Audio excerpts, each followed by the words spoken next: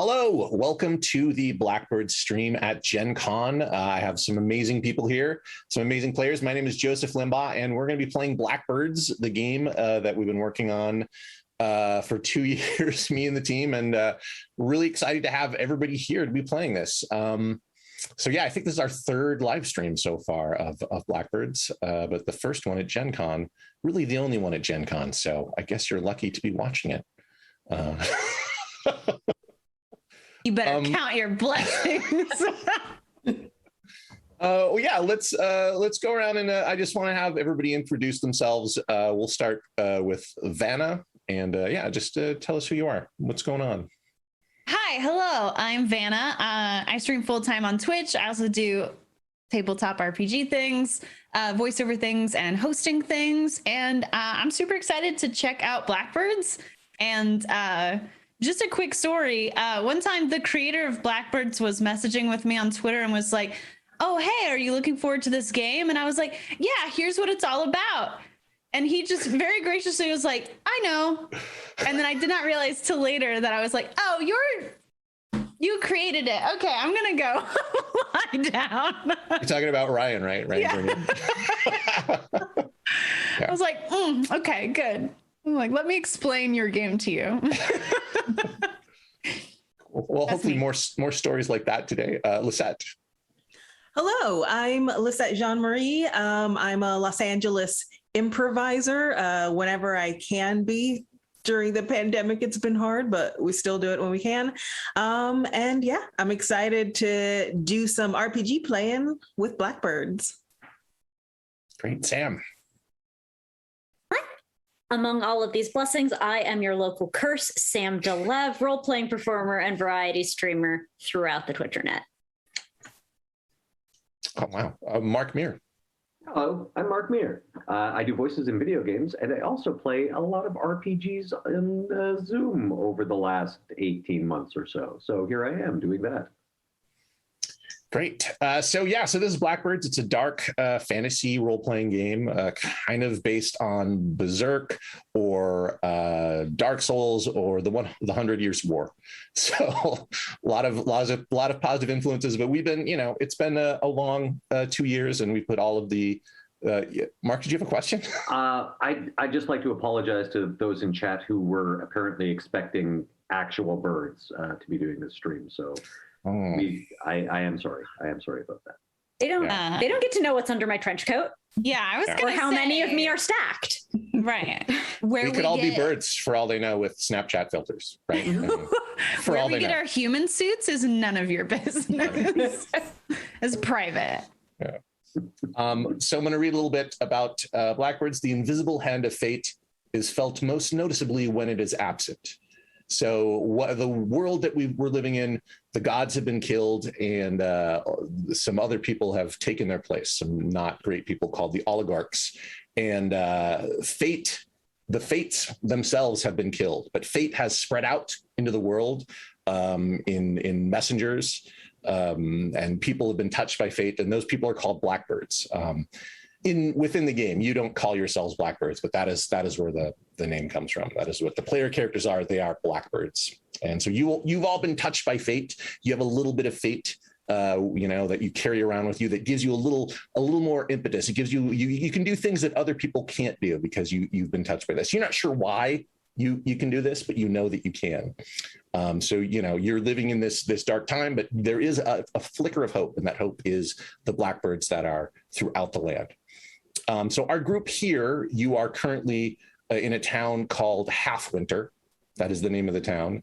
And you are near the Red Abbey, which is currently a ruin. It was a kind of a place of learning and scholarship, and also kind of dark magic and theurgy was said to be practiced there long ago. But 12 years ago, it was destroyed by an army from Vichy to the east. And Vichy now is currently kind of invading the lands around you. And the troops of Vichy, they are sigilists. They are kind of a religious theocracy. They have surrounded the town of Halfwinter. And so the town itself it has some fortification. So it's kind of like a siege, but the town, as soon as they move in, the town is going to fall. So you're kind of deciding what to do, like as a group, like how do we get out of this? You're sitting, it's not really an inn. There isn't really an inn in town, but there is like kind of a common area. And you have a private place where you can all talk amongst yourselves. And you're kind of trying to decide, how do we escape from this net that has been thrown over us? How do we, get out from under, the sigilists? Because they're generally not great. Like things are probably not going to go well here once they move in. So, yeah. Cool. And you can, as before you talk, go ahead and tell us a little bit about your character, what you look like and who you are. So we can meet the characters that you're all playing.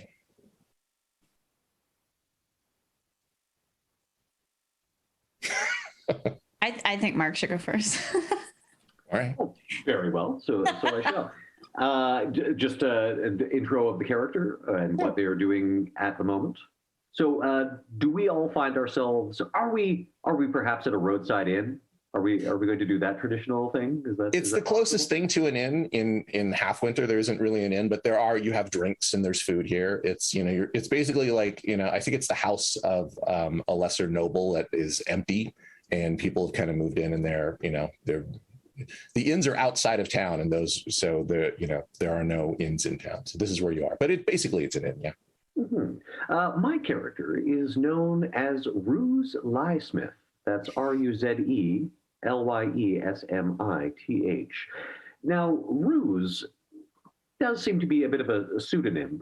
In fact, Ruse's traveling companions have all guessed that might be the case, because in fact, he has taken each of them in turn into his confidence over their time together and divulged his true identity. However, having compared notes, everyone has found that he's told them a different story. He's used a variety of names.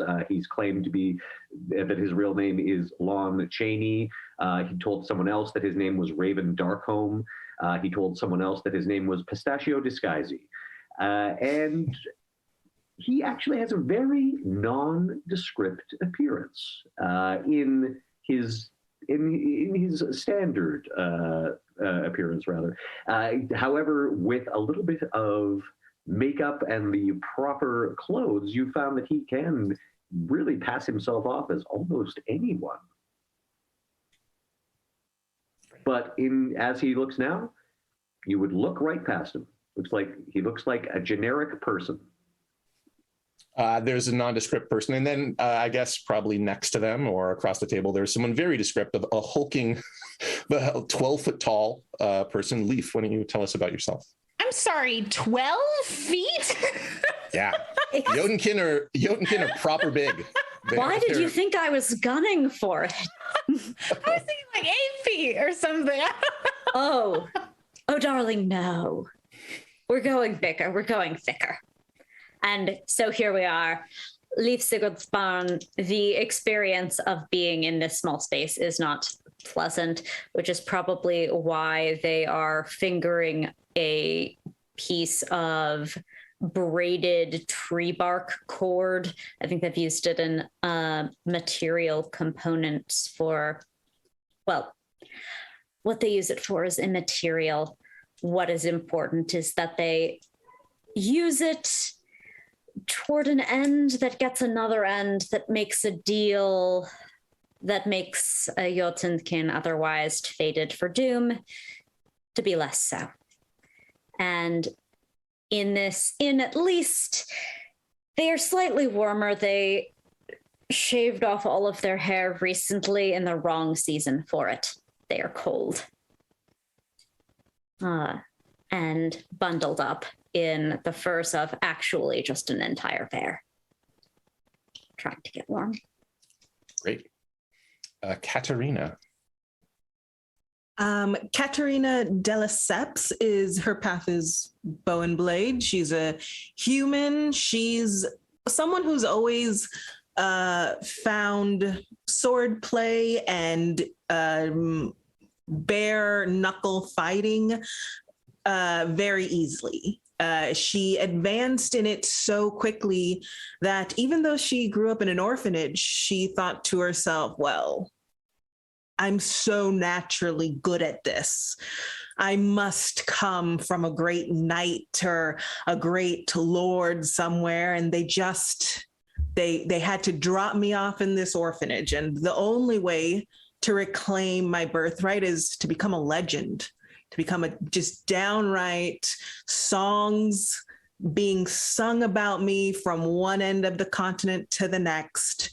And that's, she'll make her money. She'll go from place to place. But if she has a chance to show off, she wants to take that chance. She wants, rumors spread about her and her merry band, as she likes to call them, Katerina and the others. So yeah, so she's thinking like, is this a chance to show off, or is it not worth the battle? Are we too surrounded that it would just be certain death? And she hasn't built up her legend enough that she wants her great glorious death just yet. She wants it eventually, but not right now. So that's kind of what's going back and forth in her head. And then Carmilla, the fourth member of the team. Carmilla is a very petite and small human woman. And at a very young age, she had like a rough time growing up. Like she had a loving family, but they were just like lived in this world. So they were having a hard time. And kind of the thing that she found to cope was that she had observed a fox in the wild and had seen how light on its feet it was, and how silent it could move around, and all these things that made a fox so good at survival, including its indiscriminate ability to murder. And she really latched onto all of those and made them a part of her personality. Not only she tried to adopt those traits for herself, but also, she does try to add things to her clothes that make her feel and look more like a fox. And it's just been this sort of like obsessive coping mechanism since she was a kid that she's kind of poured her heart and soul into, and has genuinely gotten her through a lot because of it. So great. So you're all sitting, you're kind of nursing your drinks, and you're trying to decide how you're going to escape from this trap you've kind of found yourself in. You do also know that nearby is the ruins of the Red Abbey, and Leve, this is of interest to you because there might be artifacts left over. There might be, something to help you on your journey to escape your doom, right? Possibly, if there's anything left in those ruins. And that's why we need to go there. I have said this before. I say this again. We need to go there. It is important. So you can get magic stuff to do your magic with. Will this be of benefit to the rest of us? If it's the right magic. And as you kind of say that, Katerina, loudly, you see like a couple common folk kind of look over at you, because magic is frowned upon. It is no one really openly, especially if there are sigilists nearby, like they, but even regular common folk are kind of, against that. Ruse will smoothly sort of glide over to those people who look concerned and just reassure them, oh, don't worry, everything's fine. My friends and I are just rehearsing a play.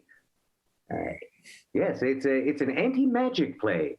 We're showing the dangers of such activity.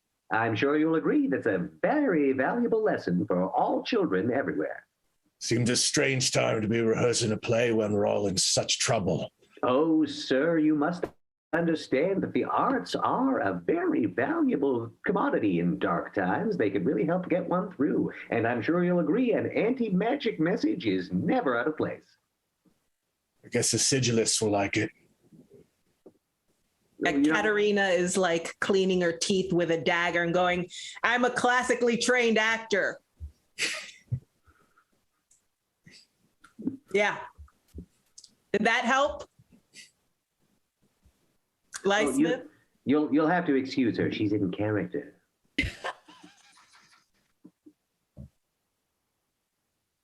A very slender man who was in the corner with a Slender pencil. Man's in the corner. Not the Slender Man, but a Slender Man. Erebos is scary.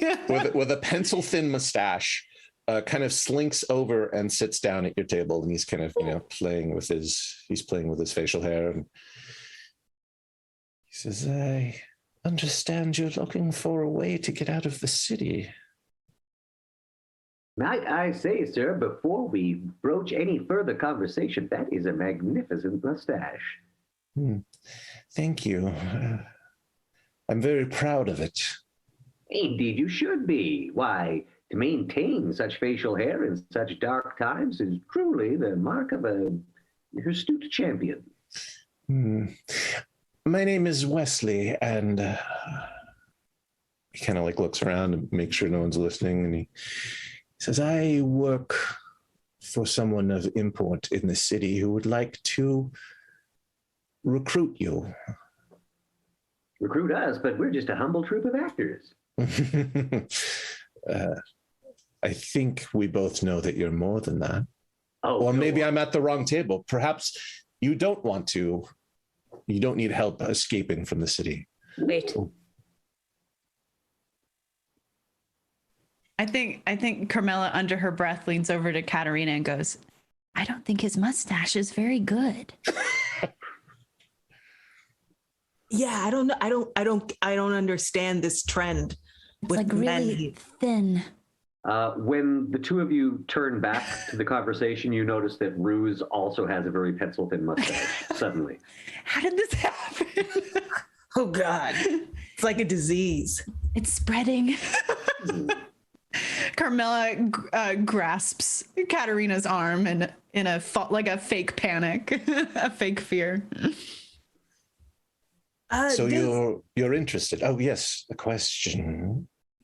This is sort of does anyone have a strong ability to tell if someone's trustworthy or not? That would be a scrutinized test. So if anybody has the scrutinized skill. I have a 50% on perception total, but I don't have a skill level in scrutinize. Well, scrutinize isn't a special skill, so you can just make a perception roll. Well, I know. I just wanted to put that out there. If anyone had higher than a 50%. I do not. Okay, I will do it for you. Cool. And I think, remember, if you roll doubles like 22 or 55, then that's Critical. critical failure or success. Oops. I got a 54. Are there any modifiers? Not unless you have a talent or technique that would help you. Mine are mostly about murder. Yeah. I've got like a 43. Let me try. And I think you get a bonus because you're a persona, right? Currently, Mark, currently a persona. I got a 39 and my perception is 43. I mean, he's kind of hard to read. You feel like he's on the up and up. You don't think you're going to end up with a knife in your back if you go with him. I'll sort of lean over to my companions and say, I think this gentleman might be in earnest regarding his proposition. What is the proposition? What does your person want with us? Well, she needs help. I guess a bit of muscle. She needs help getting out of the city. Perhaps you could come with me and you can talk to her yourselves. So she needs help getting out of the city, but helping her is somehow going to get us out of the city? Yes, I think you understand perfectly what I have said. All right. So this is a one hand washes the other sort of situation. Am I correct? I don't wash my hands. Oh, strictly metaphorically speaking. Oh, okay. No one will require you to wash. Okay. It's good to cover your stink. I'm going to leave. Come follow me after a bit. Don't follow me directly. And I will meet you outside and take you to my benefactor. who hopefully will be your benefactor. What's her Understand. name? The name of my benefactor? Mm-hmm. I'm not at liberty to say that now, but you will know all in time. And he gets up and leaves. Just a Well- name. You've got like 6 of them, Ruse. I don't see the big deal. This fellow's being a little evasive, but he might be acting under orders to do so. So, Or duress. or duress. He didn't seem under duress. I'm a fairly good judge of character, and as I say, I think he's on the up and up. He looked like shit to me. He definitely he was wearing, expensive clothing, and he seemed well coiffed. So whoever he's working for has But coin. his mustache was so thin. That was a choice, though. Clearly, a Maybe choice. his pocketbook Bruce isn't. peels off the mustache he was wearing and said, well, you never know. You can't judge a man by his mustache, after all. Apparently not. And did you see that coif? He was well Mhm. coiffed. Coiffed? He was super coiffed. And that cloak was pretty expensive. So, at the very least, I think his employer is a person of means. Oh. I'd be up to check it out. I think, we take care of ourselves. Leaf, I don't know if this'll not getting to go to your magic palace or ruin. Will it upset you? Well, are you going to be mad at me? I don't like it when Katarina and the others aren't all on the same page. I'm checking in. One may lead to the other. If we get out of the city, we may get to the Red Abbey. In fact, it is impossible to get to one without first accomplishing the other. Well said, Leaf. Well said. So And I just then- put a whole cupid cake from this tavern into my mouth. Just the whole thing, one bite. Let's go. Don't forget to chew. They forgot. Oh! With a throat that big, I guess it doesn't matter.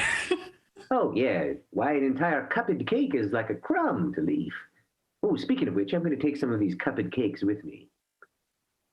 They might come in handy. A commoner approaches you with his hat in his hand, and he says, "I know that you are you're people who can get things done, and I just wanted to say that some of us are trying to get out of the city before the forces of Vici enter. We don't know what they're going to do once they come in. Some of us Are are we worried." wearing a sign or something? What's happening? Look, we're just a humble troupe of actors. Who have you been talking to, Ruse? Well, no one. I told them we were actors. I didn't say that we were, in the market to help Your everyone. mouth. I mean, you are pretty conspicuous. You have a Yodenkin with you. You all are clearly, like, no one else has a longsword or the weapons or the sort of things that you have. Like you clearly know what's up. So that's I'm Yeah. inconspicuous. well, yeah, except for Carmilla. Carmilla is a feather on the I look breeze. like a fox in the corner. Look, we're all Yes, humble. a traditional tavern fox. We're all clearly humble cosplayers. That's all. Don't worry. But what is it that you need from us, sir? If you're leaving the city, if you find a way out, then some of us would also like to leave. That's all. Well, we'll certainly take that into consideration. If we were a group of skilled people, we're not saying that we are, but if we were, and we could help us, and we could help you, and you could help us, we'll get back to you. We don't have much, but we could gather what few valuable possessions we have, and we would offer them to you if you could help us get out of the town. Well, I have to say, sir, I did admire that hat that you've got in your hands. All right. He gives you the hat. Ruse slips it on and just sort of slouches a bit and like, all right, well, we'll do our best to help you. What are you doing right now? What are you doing? Are you imitating me? No, you're imitating me. So. You said that you would help us. I think Carmilla just like punches Ruse in the arm. Oh, sorry about that. Actors, like I told you. All right. He kind of wanders away looking back with maybe he made a mistake in asking for your help, but he wanders off. I think as he wanders off, I do have a bit of reach, so I'll just tap. Grab him by the head, shoulder. All right. He stops and turns. By what way could we get you a message? By what name should we send it? How do we get in touch with you if we do find a way out? Those of us who are trying to leave will be in the old marketplace. We're gathering there. Good. Thank your you. Name? I'm Daniel. Daniel. Good. Thank you. Pat. Right. He wanders off.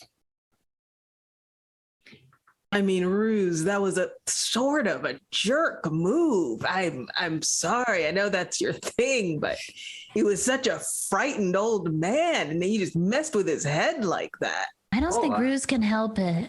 I think he was a fascinating character study. I'm really looking forward to playing Daniel.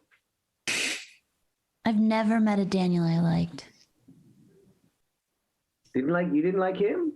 But he was so helpless and pathetic, downtrodden. Yeah. He was downtrodden, is what he Weak? was. Yeah. Yeah. The downtrodden usually are. Well, not always. Should we trod to meet this new benefactor of ours, to whom we must surely seem downtrodden? Why do you always speak like that? So cryptically. It is not cryptic to me. Oh, fair enough. Forget I said. Leve starts to put on another layer of furs. Just a whole extra bear. Yes, I love that suggestion, Leaf. We should do that. Come on, everyone. And I order everyone around.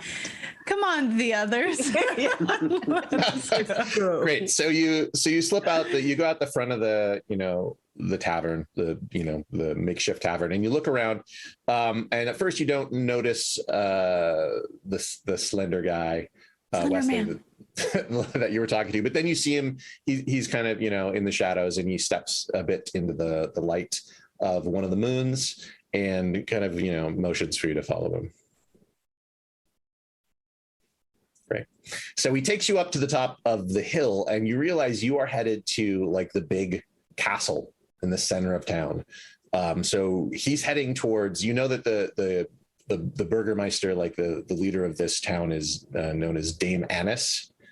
And that's clearly where he's taking you, to the person who is in charge of the entire village, the entire town. So you go through kind of the inner gates, and you are led into kind of a very nice, very warm and large kind of foyer. There's some places you can sit down. There's some food and wine here. And you also notice that there seems to be a lot of activity happening. There aren't a lot of servants, but the ones that you do see, they are packing stuff up, and it looks like they're preparing, probably an evacuation is what you're assuming. And you also see that there are in this room there are a lot of books, conspicuously more than you would think there would be, and especially for you, Leaf, it's very interesting. What books? Give me a folklore roll. All right.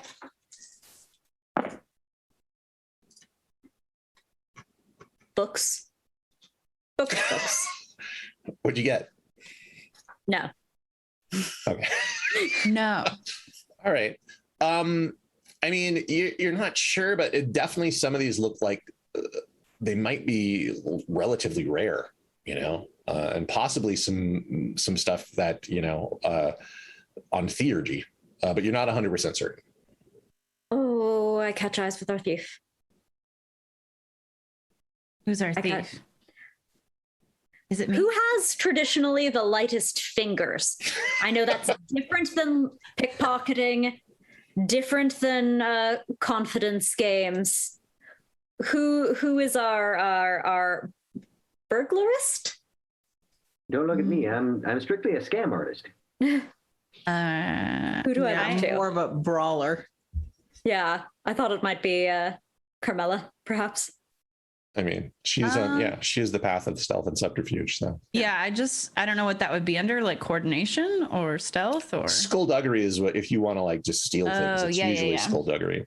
But I was gonna try and retcon is when we came in the palace that I kind of like palace, is that what you called it?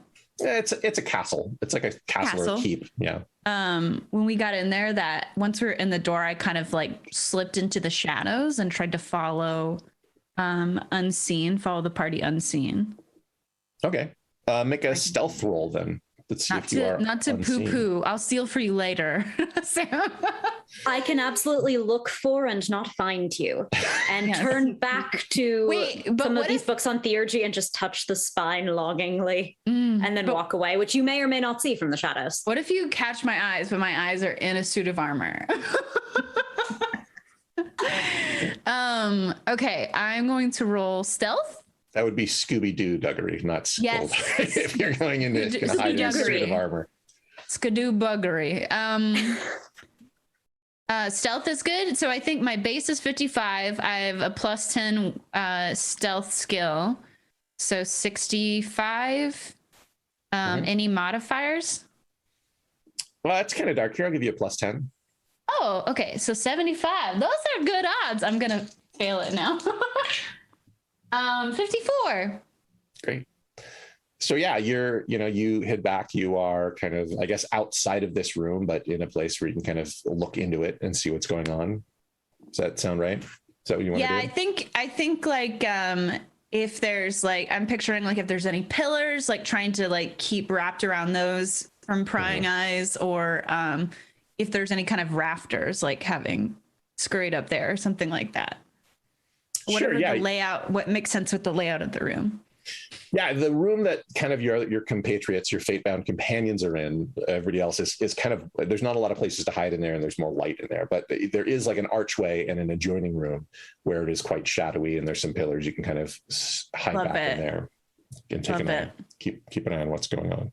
I'll be the stealthy neighbor of this room. Great. As you're kind of standing there hiding, you see Wesley comes down the stairs into the room that you're in, Carmilla. And with him is a tall, imposing woman, gray hair, short gray hair. She has like a scar on her neck.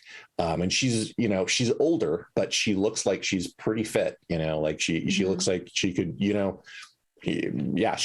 she could lift a sword, no problem. And she has kind of an air, like a harsh sort of air to her. Did you have a question, Mark?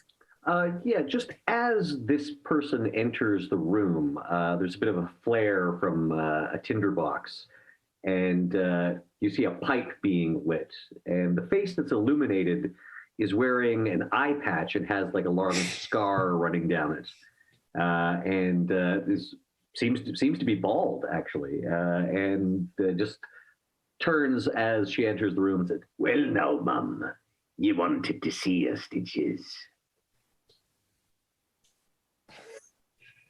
Yes, I wanted to see you. I sent Wesley to bring you here. Aye, and so we did come. What is it we can be doing for you? Well, I need help. I'm going to be leaving this town, and I need a little bit of protection, a little bit of backup. What I really would like is a distraction. Well, a distraction I think we can provide. All right. Katerina is like suppressing the urge to go like, mommy, just like, this is such a powerful woman. She's like kind of just like taken by her. It's like, you're cool. Like, she's like, act cool. Mommy, I'm sorry. Mommy. Sorry, I'm sorry, mommy. Mommy, sorry. No, Yeah, she has she is like, you all kind of like lean into her, like, you know, like compass veins, because she has an air of authority about her.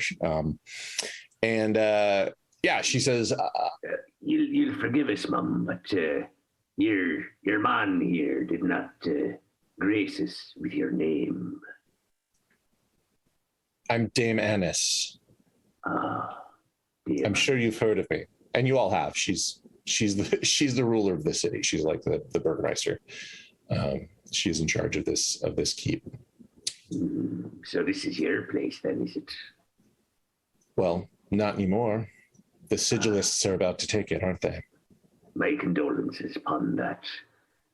But I wonder, what is it you'd be willing to give us in return for providing said distraction now? I'm going to help you find your way out of the city as well. I have a secret passage that leads underneath the mountain, and it comes out not far from the outside of the town. It's a way out, a way to slip the noose, so to speak. And this distraction you want us to cause, Katarina's trying to be cool. She got out a dagger, like kind of sorry, but like it drops. It's like, sorry. So this distraction, this distraction, you know, what would it entail? What can we do for you? What do you imagine us doing to you, for you? Go ahead. Sorry. Yes, well, I'm assuming you will travel to one of the sigilist camps outside of the walls and perform some sort of distraction there. Either attack it or start a fire. I don't know. It's up to you what you want to do, but once you've done that, then we should be able to use the passage to escape. How then do we make our way to the camps, if not through the passage? Well, we'll open the gates. The sigilists haven't laid siege to the city properly yet, but they still are wrapped around the outside. There's no way through their numbers without using the passage. But unless we get them to move, we also can't use the passage because the exit actually doesn't come out too far from where one of their camps is. Does that make sense? Unless you have a better plan, we could go through the passage perhaps, and then you create a distraction and then we can leave the rest of the way, but we'll need a distraction. I wonder, Damanus, has there been any skirmishes with these sigilist forces to this point? Might you have access to, say, one of their uniforms or some such? Yes, I do have access to some sigilist armor. I'd be much obliged if you'd hand that over. I think it might be useful in formulating our distraction. It seems like you've already come up with a plan or are working on one. She leans over to pour herself some wine, and you notice that she's wearing a necklace with the mark of sigil upon it. It kind of, falls out from her tunic, and you notice that she stands up, and not like conspicuously, but she kind of puts it back inside of her tunic. Not like she's trying to hide anything, but just like that's where it goes. Be curious that, don't you think? That I'm a sigilist? Indeed. That I'm not a heretic? But have you anything to fear from the sigilist forces then, if you're part of the team, so to speak? I'm not part of their team, not anymore. If there's teams, they would call me a heretic, but they are the heretics. They have left the path of the saints.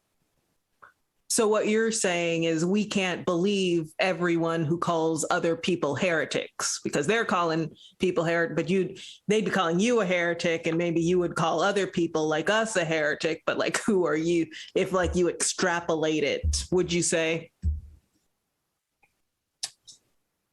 I'm not a fan of having my faith mocked. Just a thought. Just a thought that I was trying to examine. Anyway. You have to excuse wee Katerina.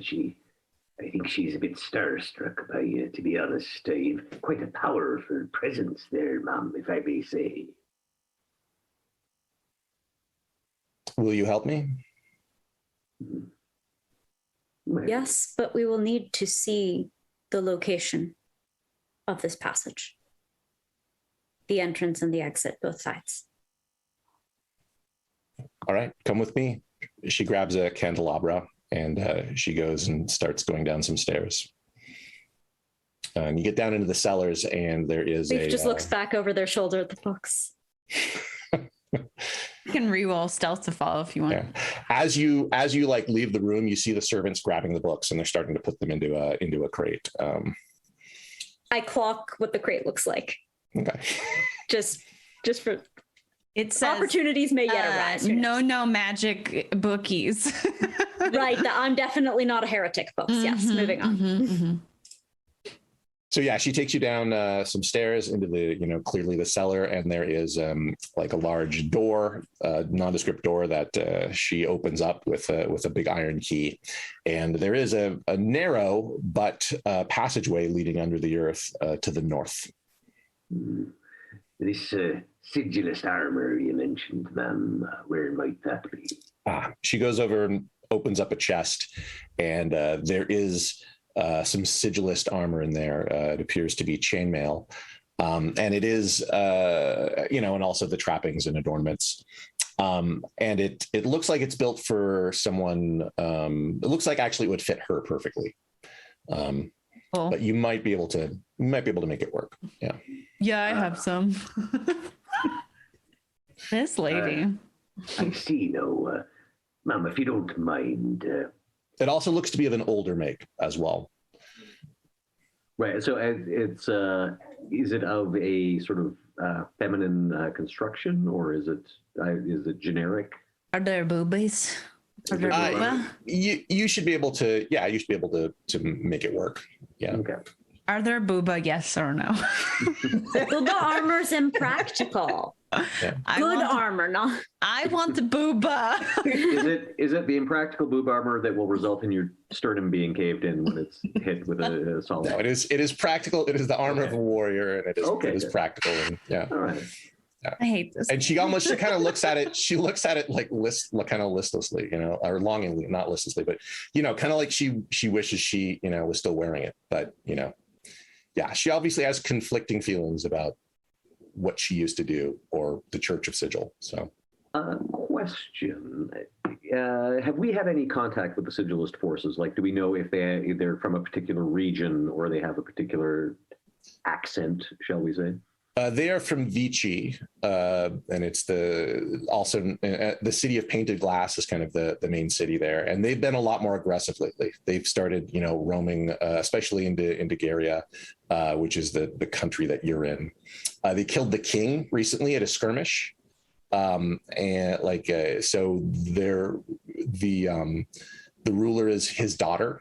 The ruler of Garia is his daughter, and there's a lot of talk about is she going to be able to stop this incursion? Like she's kind of younger and she's less experienced. So there's a lot of concern about what's going to happen to the country. People are talking about that, but yeah, he was recently killed actually a few days ago. And that is kind of the news that everyone's been talking about by the forces of Vichy. The Vichy. Yeah, no, they are. It is kind of like the Italians, and Garia is kind of like analogous to Germany, I guess, where you are. So. Okay, Ruse will excuse himself and just find somewhere to put on the armor. And when he returns, he's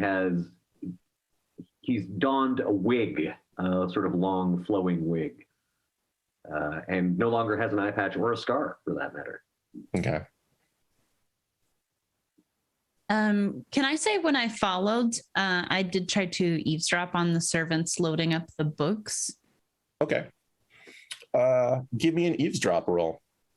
Okay. My base for that is 60. Any modifiers? Well, you're hidden. So yeah, I'll give you a +10 because you're stealthing about. I think I also have a +10 for range tests due to one of my techniques. I think it's just with attacking though. Oh, it does say tests. I don't know what tests means. Yeah, ranged is a skill, so it's ranged attacks. Basically, it's like when you use ranged attacks. Yeah. Okay, got it. So 75. I got an 11. That's doubles. Critical success. Yeah. Yeah. So you hear, you hear them talking, and they're like, we have to. We'll leave tonight. Will this fit the cart through the passage? We'll have to take it in the wheelbarrow. Yes, I think we'll have to do so. The mistress wants this all packed up by tonight. The newcomers are going to help somehow. I don't see how that big one is going to fit down the tunnel. Won't they bump their head against the top of it? I don't know. I've never seen someone so large before. And they had those markings. They're very strange. I don't know if these newcomers will be of any help. Okay. Can I pinch a book? Yeah, sure. Give me a skullduggery test. So that my base for that is 65. Any modifiers? Yeah, I'll give you a +10 because you're sneaky and you got a critical success on your eavesdropping. So you are particularly good at telling where they are. Ooh, I got an 81. Can I use my... You can spend a point of fortune and re-roll that roll if you want. Would everyone be okay with that? Because we share a fortune pool, right? Yes, you share a fortune pool. Okay. You have 10 fortune. And just so everyone watching knows, when you spend that fortune, it becomes misfortune, and I get it. And then later on, I can do bad stuff with it. So that's how that works. So if we spend this point of fortune to steal a book, it might kill us later, is what you're saying. I don't kills a bit strong. Okay. It might provide us life-saving magics. Not that I can use, but knowledge is power. We don't know yet what kind of power. That's what I think you have our full consensus. So yeah, okay. 54. So that's a success. Great. So yeah, you are able to nab a book that looks important and mystical as far as you can tell. Mm-hmm.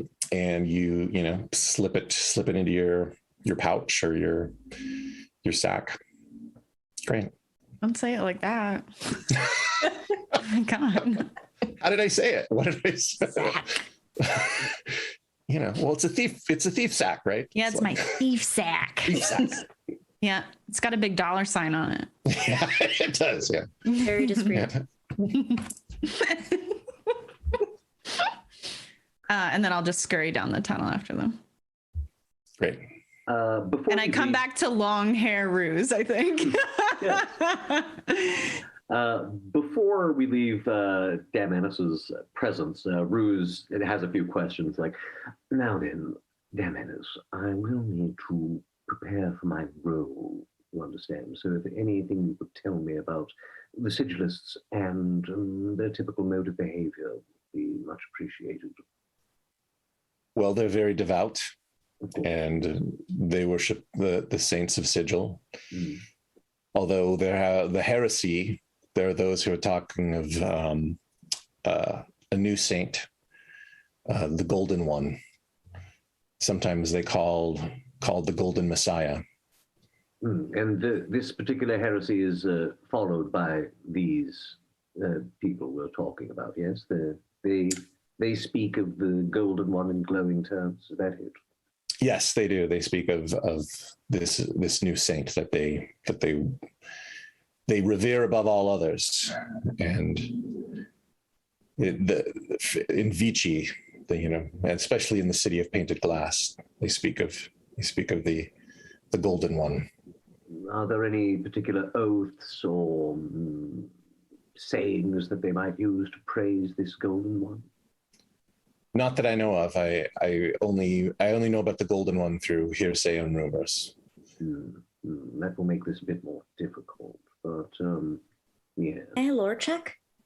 Sure. Yeah. See if maybe it sparks a memory of like, oh yeah, I heard that thing that one time. Are we calling that folklore? Yeah, you can make a folklore check. Yeah. Hey, that's better. That is a 2. Oh wow, that's really good. Okay, so this talk of the Golden One, or like the Golden Messiah, is brand new. Like, this is something you, like, in common folklore, you have not heard of that, and it definitely is not something that sigilists normally like would be talking about. It's so it seems like something that is relatively new, like an evolution of the religion or a reformation or something. A cult. Yeah, I mean, yeah, sure. but yeah, it's you probably have heard of like rumors of, the Golden One too a bit. They're kind of vague, but apparently it's one of the reasons why the sigilists have become far more warlike, far more martial. I mean, they've always been very like sigilist trained. Even though they're religious, they also are like, even their monks are trained to fight, right? But they're kind of doing stuff with that now. They're attacking neighboring territories more than normal. They're going and sacking strongholds. They burn the Red Abbey. They've been more aggressive. And you also have heard that they burned the library in Vichy. They burned it completely down. You would definitely know this, Leve, because that library had like uncounted, incalculable. It is an act of horror. This does have a sort of proselytizing vibe, though. Is it possible that I have at any point heard some sigilist somewhere preaching a good word, that I have a sense of why the Golden Child is just so gosh darn great? I mean, it's like a blind sort of fanaticism. Like, everything you've heard about, those that talk of the Golden Messiah, they don't even talk about why they're great. It's just like, it's just the Messiah is, better than everyone else. And it's like, he's going to change things and make things better. We're going to have a golden future. Like, it's kind of empty of any actual, like theme or, moral structure. It's disturbing in that way, Empty philosophical calories. Got it. Yeah. So after speaking with Damanis and getting some background, you realize that long wig was really just sort of an interstitial, I'm going to gather information character. And when people return to the room, you see that Ruse has now applied a very thick black curly mustache and a sort of another wig with a sort of like a thick black shock of hair. Okay. Great. So you kind of get to like, you were like talking, I'm assuming you were, walking through the passageway. As she kind of at a certain point kind of puts a finger up to her lips, and she blows out the candelabra. So you're almost in complete darkness, but you do see a light ahead. So you're able to kind of, once your eyes adjust, follow your way down through the end of this this passage, and you come and like you can kind of stand on this promontory that looks down upon what appears to be a camp. And you can see there are, soldiers down there, and this is definitely a sigilist camp down below. And there isn't really, you can also see there isn't really a good way to go. Like, you're not really very visible. It's a good hiding spot for you to look down, but there isn't really anywhere else for you to go except for through this camp.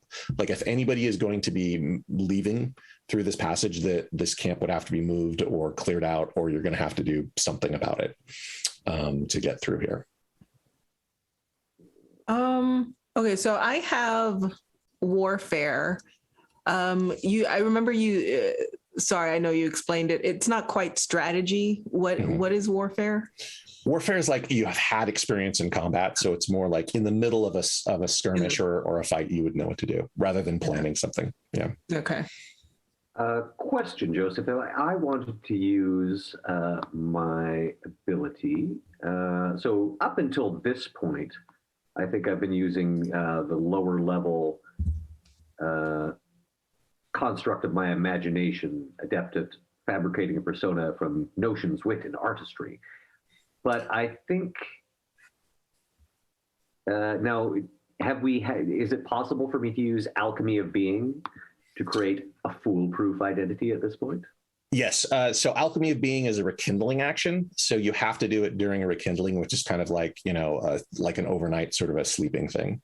Right. So because the characters you were creating I kind of was assuming was like flavor, you know what I mean? Mm-hmm. But to actually use the ability, you have to take time to, to do it. But like, if you want to, I would let you like, if you want to spend like an hour or so, like back in the castle, you can put together a more serious identity if you want to do that. And yeah, I would allow that.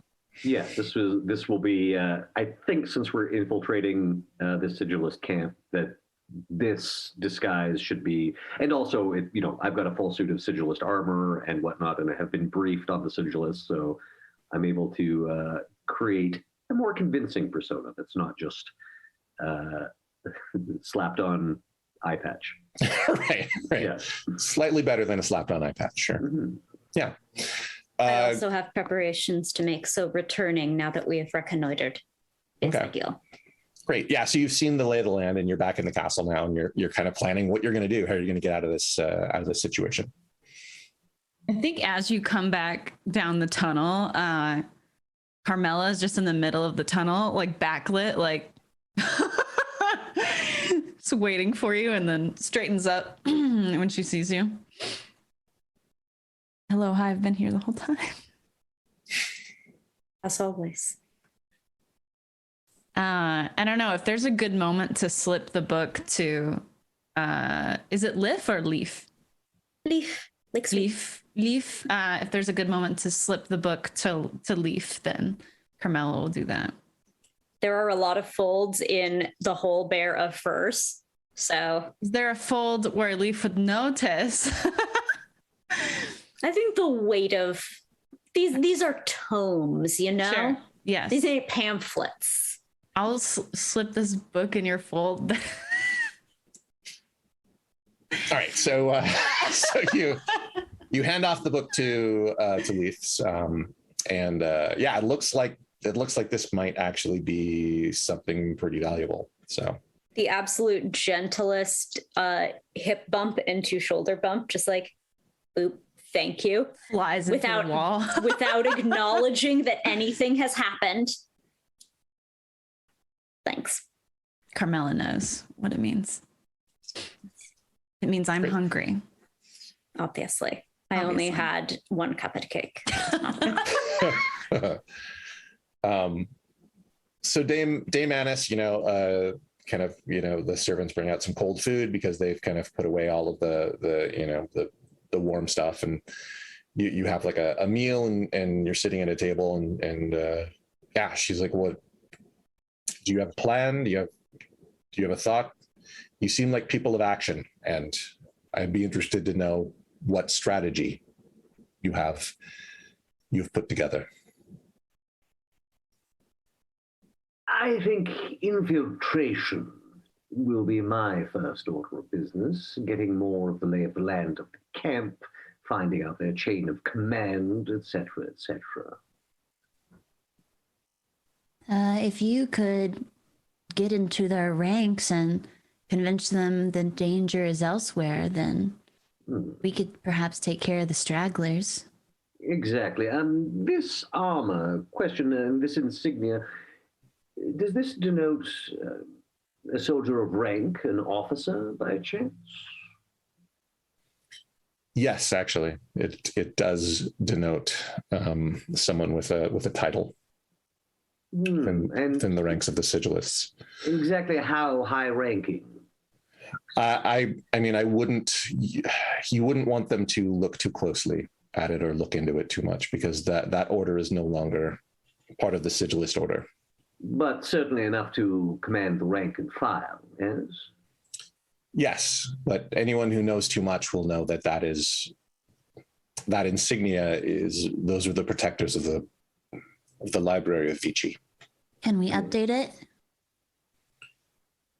I mean, you can updated sigil.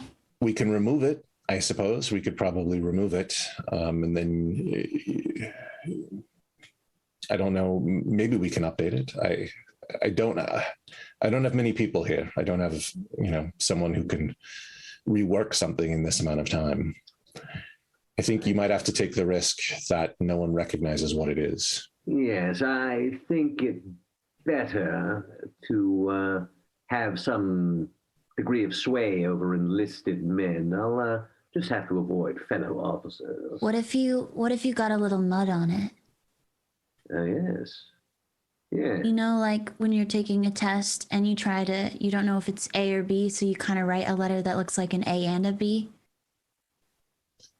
And then your teacher's like... I think cleanliness is very important to sigilists. I like having everything maintained in utmost care. And you also notice, like, all the sigilist, their armor, their weapons, it has sigils on it. It has these marks, scrawled upon it. That, supposedly they're arcane or they mean something. So you're saying no mud allowed?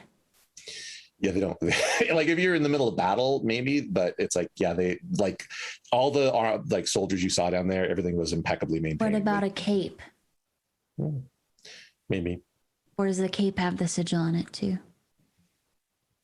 I mean, the insignia is kind of like on the, like there's a cloak that goes with it. That's what the insignia is. The chainmail itself doesn't have, any markings. The sigil of the go on. The sigil of the sigilist may suit. It's heretical now, I understand, Dame Annis, but if no, they use the same sigil. Oh, they haven't. Your volume. Was that me? Did I get really loud? Yeah. Oh wow. I don't know why. Sorry, am I still loud or? Is she yelling at us? Is that what's happening? I don't think she likes being called heretical, even though the sigilists consider her so, this being her former armor, her former rank. But if the disguise does not hold for long, then capture the one who recognizes it and trade their insignia for your own. They will then be updated. No mud needed. Yes. Yeah, should we all get costumes? Is that like we all go in there, we knock some heads, we all get new outfits? I'll be honest, I'm not sure you could necessarily pull it off with the proper aplomb. I do not have plum. I do not criticize, for we all have our own strengths, yes? You hear what he said about you, Katerina? That I don't have a plum? What does that mean? Not in this particular field, my dear. Plums are hard to Saying you're find with plumless. the war and all. Any fruit really is worth its weight in gold. We do have plenty of prunes. Yeah. Who wants a prune? No one wants your prunes, Rose. Well, I don't want to, if Leaf likes prunes, they like prunes. I won't criticize. And Leaf wanted to say something? No, it was entirely in support of prunes. It was in support of prunes. Got it. Me, I will be prune lover. I will be a distraction if you need to send troops to anything. May as well send it to one who would never fit in the camp.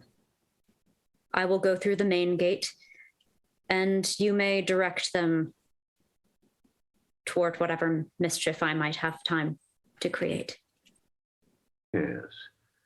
Yes. In the meantime, I must continue crafting my persona. Yes. What I know of the sigilists and study their habits and personalities. I mean, just act like you look down on everyone. Like you have the answers. No one else has the answers. And you're kind of obsessed with this new guy, the Messiah they've all been talking about. You know how they get. Oh, yes, but that's all surface. I need to really delve into the backstory and subtext of my character, don't you see? Yeah, what's their favorite color? Teal. Mine too. All right, so you have a little downtime to kind of while Ruse puts together his disguise. What does everybody else want to do during that time? I have another idea to pitch. All right. What did you call him earlier? the downtrodden. Mm. They were looking for an exit. What if we just give them the exit first? You mean use them as a distraction? Yeah. I think that might go very poorly for them. Yeah, that's the idea. I'm rather fond of poor Daniel. Who? I wouldn't. Daniel, you remember Daniel? Oh, puts the that hat guy, on. yeah. Yeah, I wouldn't want to see. What did him you end like up about him? Well, he was just so downtrodden. Wouldn't want to see him end up on the business end of a spear. Okay, well, what about Katerina? What about Leve? What do you think? I mean, helping out the downtrodden people who can never really give us that much extra coin and who always just make it harder. I'm not necessarily for that, but throwing them to the wolves seems a little too harsh, even for me. That doesn't seem like if it got out there that I did something like that, I don't think they'd write songs about me. That's not the sort of. They said they wanted a way out, and we'd be giving it to them. Oh, that is. Oh, you mean death? Okay, wow. No, I mean the passageway. That It's would their lead to decision if they die or not. No, I don't think it's a decision. It is. I think it would One be day you somewhat. can wake up and decide you're not going to die, and you won't. I think that would be somewhat akin to throwing them off a cliff and saying it was up to them whether or not they hit the ground. No, those are different. Similar, very similar. You can dodge a sword, you can't dodge gravity. I don't think any of them were particularly adept at dodging. They looked malnourished and scared, cold, that sort of thing. If it's all the same to you, I'd prefer not to sacrifice. Leve, what do you think? It is not good practice for those who are doomed to doom others. Fine, it was just an idea.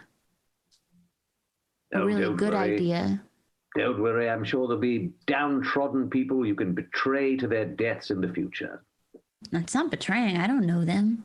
They did trust us. Do you have to know somebody to betray them? Is that the first? How can you betray Requirement? something where no trust exists? The thing is, they did trust us. They reached Yeah, out which to us was for help. very silly of them. They don't know us. Well, perhaps if they'd engaged in conversation with you, they might have rethought their actions. I would hope so. Yeah, I'm all at this point. I'm all about just forgetting about them and letting them fend for themselves if it doesn't help us in any way. But I don't want to be the one who leads to their slaughter. Fine. That is a fence well straddled. Well done. Well done, Katerina. I commend you. Thank you. I have a plum of straddling fences. Mm, In fact, I would say you are a peach. I've heard of those. I've never seen one, but thank you. Great. So, Fuzzy, I hear. any other propositions for the plan, or? Okay. I mean, I'm thinking Really good idea got shot down. So. So we'd want to alert so the plan so far is we would somehow cause a scare in the troops or alert them that there is a giant that they must go combat, and that would probably empty out most of the camp. I don't know if we want to set up. Leaf, do you think you'd want backup or as the troops come, I could help fight, or should I be helping Ruse in a costume so that he doesn't get killed? I don't know. Perhaps you should infiltrate, Ruse discovers who is of status in the camp, and therefore a good target to take care of. It's also possible that you could enter Katerina as my prisoner. Hmm? Oh. I mean, I don't know how realistic that is, but you know what? I think I could pull it off. Don't worry, the persona that I am going to craft is going to be very formidable indeed. One needn't worry that you'd be embarrassed to be captured by such an individual. All right. I like it. You could get the info. I could be your muscle backup. Prisoner. Yeah. Yes. Well, I'm sure we can create some sort of realistic-looking bonds that you can easily free yourself from. All right. I'm into this.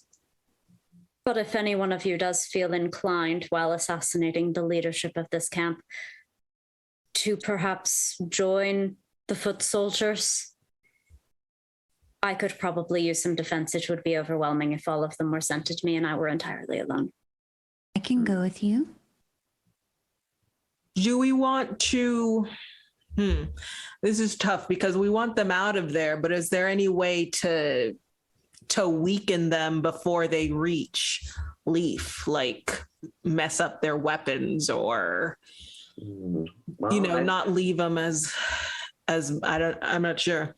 Well, I think our first order of business is to reconnoiter and discover that. You and I, Katerina, will be the advance party, and we may see opportunities present themselves, yes?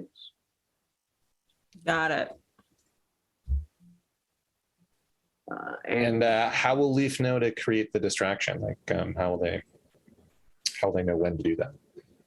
Perhaps a set time. We will know that we have. How long should we need? An hour, perhaps. That should be plenty of time. Sabotage and to learn where the tents of the war chiefs are. Yes. I defer to your expertise in how long it takes to con. An hour seems. We're experts. I mean, we've done this. Time is of the essence, so perhaps We could come up with a symbol and I could deliver it to Leve.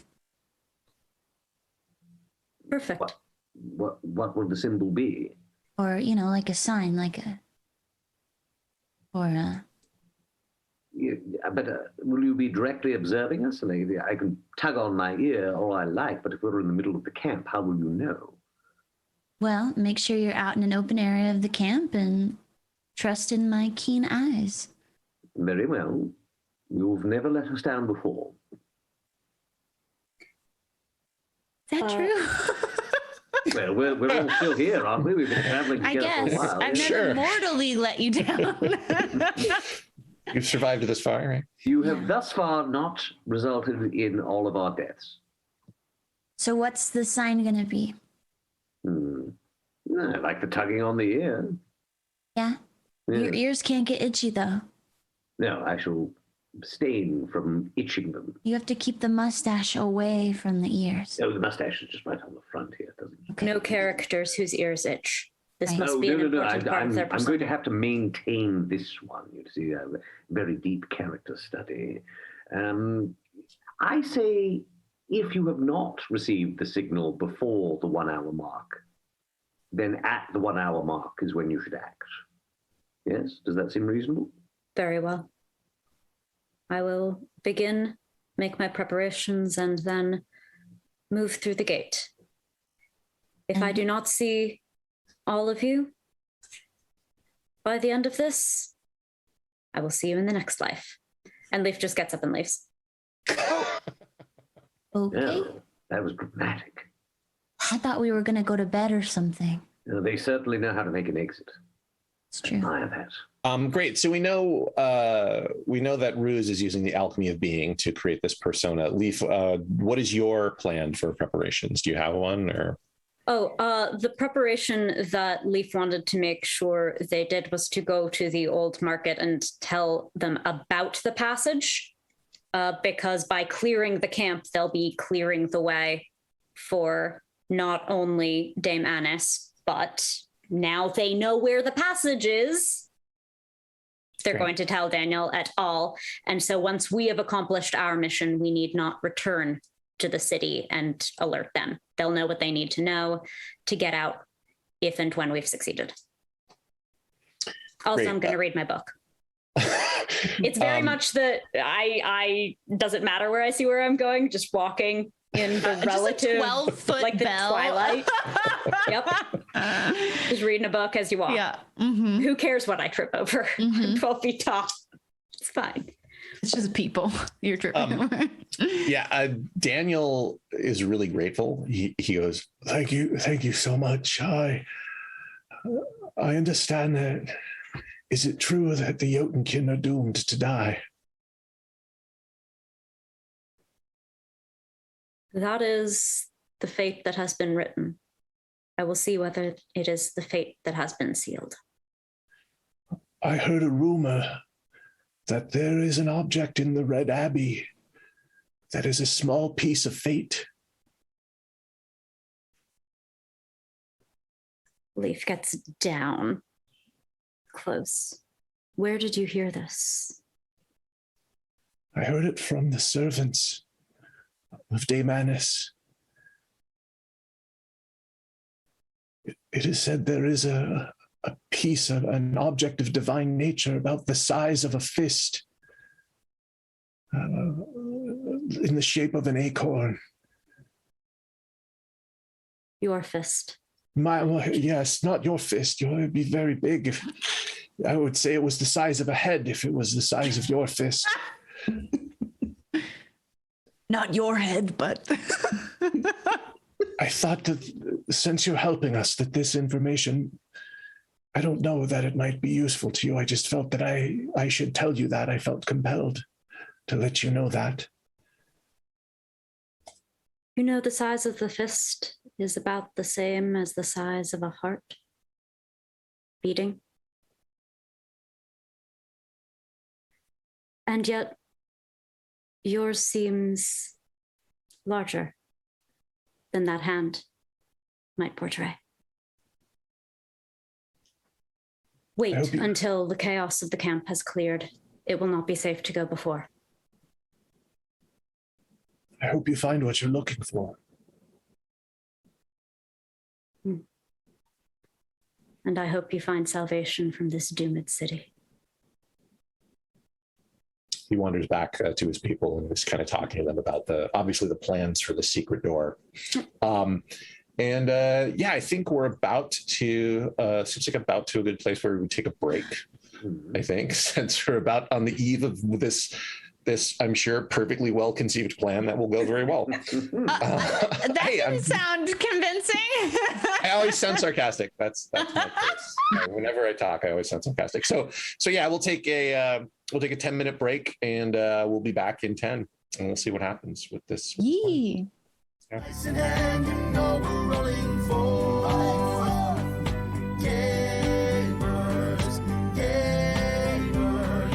When you have a board, you're never bored.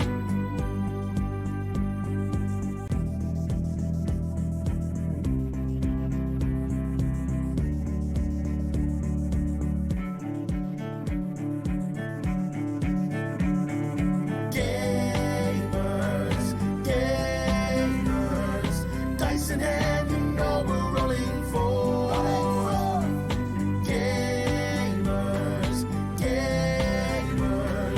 When you have a board, you're never bored.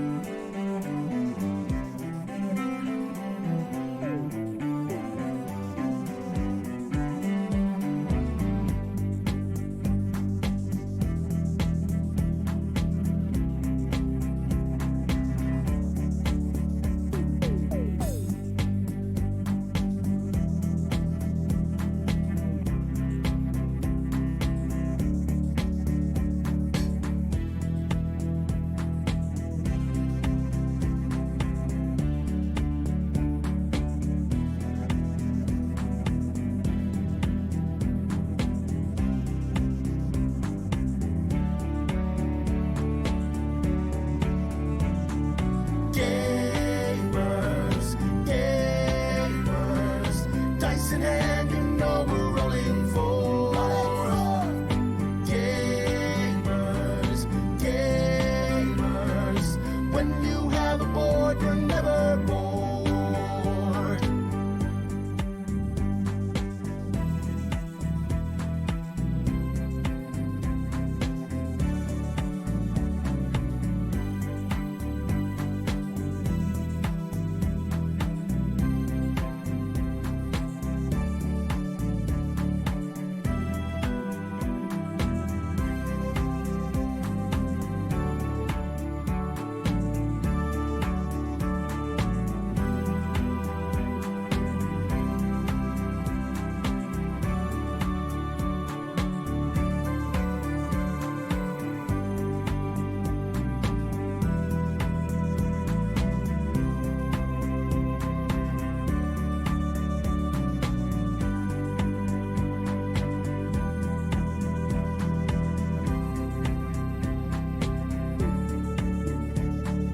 Gamers, gamers. And we're back. Welcome back to the Blackbirds stream at Gen Con. We're playing Blackbirds. The Kickstarter is live now. I don't know if I mentioned that earlier, so go and back it. It's a dark fantasy role-playing game. Yeah, here we are. Our band of Blackbirds they've landed upon a plan to send Ruse in with a prisoner, Katerina as a prisoner, right? To try to infiltrate the sigilist base outside. Meanwhile, Leve is going to create some sort of a distraction. And Carmilla, I guess you're the lookout, kind of, right? Yeah, I mean, kind of. I'm just waiting for a signal from Ruse, but You may know, find if some opportunity for sabotage in the meantime. Right, or if I see something bad happen, I'll probably let Leve know. So, or warn Ruse and Katerina. So I didn't say that, but now it's true. Yeah, now it's true. And I think our established plan was, if you see the signal from me, act immediately with the giant attack. So to speak. And if not, if you see no signal, you're going to just do it at the 1 hour mark. At the 1 hour, I'll go check in with Leve. Yeah. Cool. All right, so we'll start off with, I know that Ruse is using the technique Construct of My Imagination, and you're using Alchemy of Being, which is the first ability there. So you're going to make a guile test to see how well this works. You only get to do this once, but you can spend a point of fortune if you roll poorly to re-roll it, I suppose. Mm-hmm. I almost certainly will if it goes poorly. Yeah, I mean, that makes sense. It's an important roll. And so I would be using, I would have, so my base is in fellowship is 55%, and I get a +10 on guile. And I'll give you another +10 because you have like a sigilist outfit. So, right. So I'll give you an extra +10 on that roll. Okay, so I'm at 75. Do I make that roll now or when I encounter my first? You make it now. We see how well this is for the entire, for this guys. We see how well you put it together. All right, I've got virtual dice here, so let's see. Okay, ooh, that's a 0, followed by 1, 0, 1. Wow, that's amazing. That is a sublime success. So I guess you will not be re-rolling that. That's sublime success. So, yeah. GG's, Mark. Okay. So you come out of the room, and thank you, virtual dice. I'm glad Dame. Like, as you step out of the room, Dame Annis goes, oh, like she thinks you like sigilists have invaded her compound, right, for a moment until she realizes, like, it takes her like a while to realize that's Ruse. Yes, now we did say Italian, yes? Sure. Yeah. Yes, do not worry, Dama Annis. You see, I am the man you met before, but now I have adopted the person, I guess. She can't even really respond to you. She just kind of walks away. I have struck her, how you say, without the speech, how you say, speechless, yes? He's good. He's good. Great. So I'm assuming, Katerina, you're tied in some sort of way that, appears to be binding you, but is not really binding you. Right. And I'm guessing like my weapons would have to be taken off of me. Ruse would probably have them, but yeah, I would. What are your weapons? Oh yeah, you have a long sword. So yeah. Half sword. Luckily, I'm a great brawler if it comes to it. I think I can probably, you could probably have a dagger or something concealed, yes? Or do you have such a thing? If you want to make like at some point a skull, if you could have like a shiv on you, if you want to have a shiv. Okay. That would be a pretty concealable thing to have. You can have one of my shivs. Yeah. Pull Thanks, my jacket Carmilla. open like a watch salesman. Just my menagerie of shivs. I'll use this one. I will Good also choice. lend you something from my collection. It is a pair of spectacles, but as you can see, there is a false nose and a mustache attached to these spectacles. So Not this. I don't see how that'd be useful to me in any way. well, if you need to make a rapid escape, perhaps you're not so skilled as the Oh, yeah. disguise. But And I have this pocket of air that if you fill it up and someone sits on it, sounds like they fart. Oh, it's a good. Yeah, It's that's probably be poopy. important. You better, These might be anachronistic. Possibly. Well, You're saying- I would have to do some research, but I'm pretty sure they might it's a pig be. bladder. It's a pig The bladder. bladder. The Yeah. bladder of And you blow air into it, and then when you sit on it, it sounds like a fart. And farts are never anachronistic. They've existed forever. So Anachronistic Everyone to what? farts. There's magic. When in history was there that? isn't there always Not that time. We don't talk about that time. Yeah, that's true. That's true. That's true. Lisette, I have added a shiv to your character sheet. Oh, nice. So you've got that. Great. So yeah, so you go, are you going through the tunnel, or are you going to kind of come at it from a different direction? I guess if you go through the tunnel, it might kind of give away that there's a tunnel there. So you can probably like slip out the front gate without, or even like a side gate without anybody noticing, since it's just the two of you, and maybe, come from a different angle, I suppose. Might be a better plan, right? Yeah, that sounds, would they notice us? Like, even if we came from the tunnel, would it be like trying to sneak in without them noticing us and then being like, oh, I got a prisoner, or should we just go around? You can try to come from the tunnel, but you'll have to make some sort of like a stealth roll or something if you're coming from It that would be direction. hard. Yeah. I think it is best to be obvious, yes. We probably noticed the comings and the goings of the soldiers, and we should use that route, I think, yes. Mm-hmm. Got it. So, yes, it's good. It's very good. And I will need a name, of course, for this persona.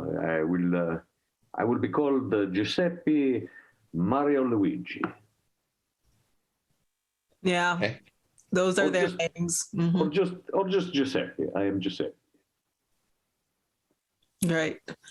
And make sure to let everyone know that I am Caterina de Lesseps, great swordsman that it took you quite a while to imprison. Oh, yes. This prisoner killed 10 of our best men. Yes, I like that. Yes. We're going with it. Wait, that might be, we say 9. 10, it sounds like it's too on the nose. It's too... Right. Yeah. Why would there be exactly 10? Wait, 11. You kill 11 of the men. You were the 12th. You I were was the 12th. man. I You're was the only 12th man. one. I love it. Yes. What were their names? Antonio, he was my lieutenant. He was a great fighter, but he was nothing before the sight of her destruction. He fell, gore pouring from him. I will go into great detail if they ask. Alfredo, he cried like a little girl before I slew him. Mhm. Fettuccine, he ran.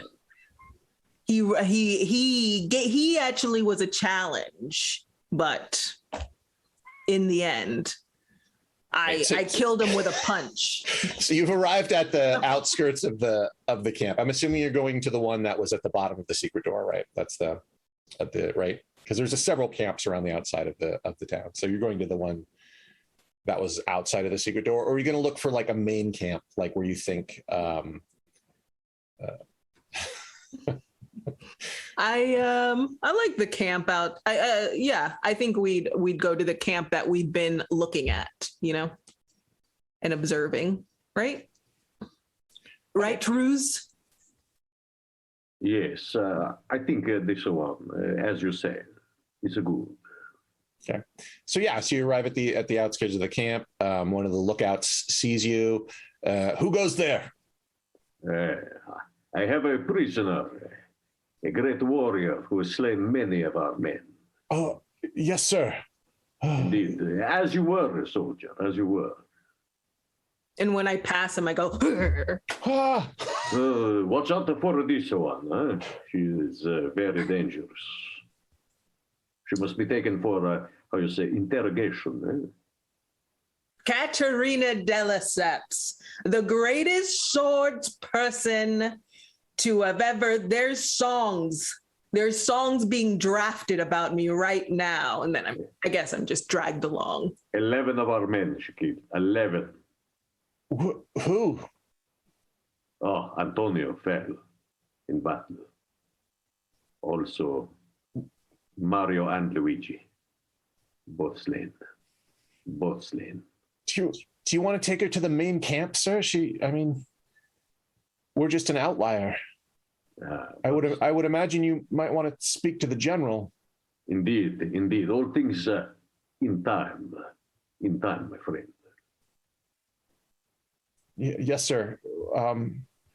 There's an empty tent over there if you need it.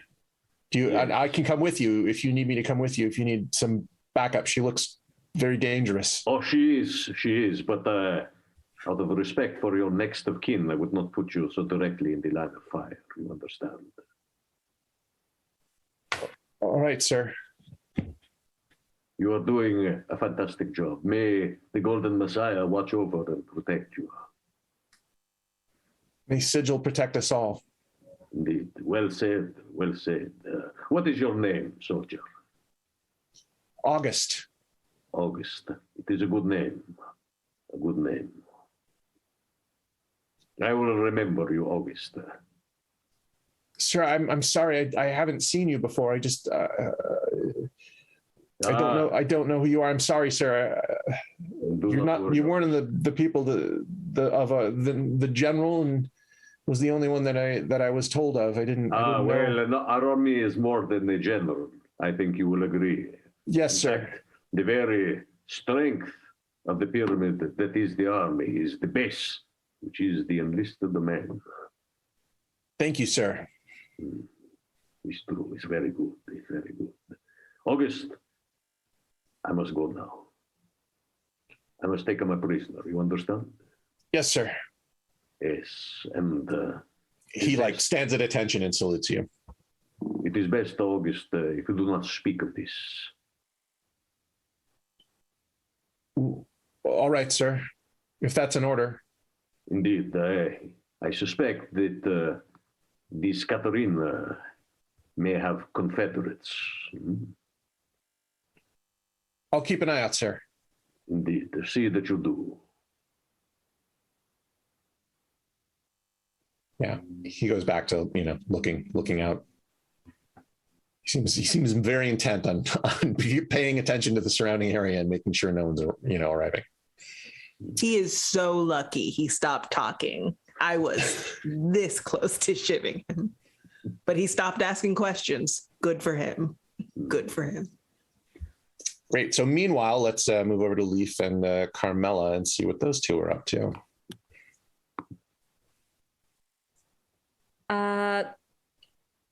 Having reconnoitered a bit, having been around this city, I'd be happy to make a navigation roll, or maybe there's something else to determine a good site for this distraction cum performance. It might actually even be like some kind of a war cunning check. We're looking to draw off the foot soldiers from that main camp. So I need to pick a point to draw them to that. Hopefully I can fall back somewhere easily, like the tactically ideal location for me to have a bunch of people coming at me. Yeah, I mean, technically it would probably be like a strategy roll, which is it's tricky because it's a special skill. So you're flipped to fail on that if you don't have that skill. I do. Oh, cool. Wait, you do? I don't have a +10 in it, but it is on my special skills list. Well, that doesn't mean that you have it. Okay, so it's just okay. It has to have a +10. I wasn't sure if that denoted proficiency. No, I've listed all the skills on the sheet just so all right, then I'll flip knows. to fail, and I may just end up not having this lovely advantageous location, and instead I have the one that's available. Location scouting is hard. There could, True. like, someone else could make the roll for you too and just tell you where to go. Like we Carmilla? could say, you did that previously. Does anybody have strategy? I would accept a warfare roll too. I think someone has warfare, right? Oh, I have warfare. Katarina has Hello Warfare. Yeah. Yeah. So +10, 65. Yeah, we could say I looked it over. Oh, yeah, I have a 6. Okay, good. Yeah, so there's a good spot where you will have cover, but you will be able to draw in people. And it should like draw attention away from this camp more than any other. So I'll definitely show this spot to Carmilla, who I know is going to be running from the camp to me when the signal is dropped. So she knows where to go before she starts any kind of sabotage. cool. All right. So you are in position. The giant is in position. And Carmilla, what's your plan? You going to do anything during this time? Any special plans or? Yeah, I think going through the tunnel and maybe perching there. Is there there's the tunnel opening, and then how much higher are the battlements? The battlements of the castle? Mm-hmm. I mean, they're a ways off and quite a bit higher. I mean, because the camp is lower down than, right. The town itself is kind of on a raised area. So, Okay. Then I'll just stay in sort of the opening of the hole. And can I just generally try to perceive any sort of comings and goings of the camp, either, before or when I see Ruse and Katerina arrive, after kind of just a general. Sure. Are you looking for anything in particular, or do you just want to get what are the troop movements? I'm definitely trying to catch Ruse and Katerina when they get in. But I think before they show up, more of just trying to get an idea of how the camp functions, or who might be in charge. Yeah. And then once they show up, I'll probably try and keep eyes on them.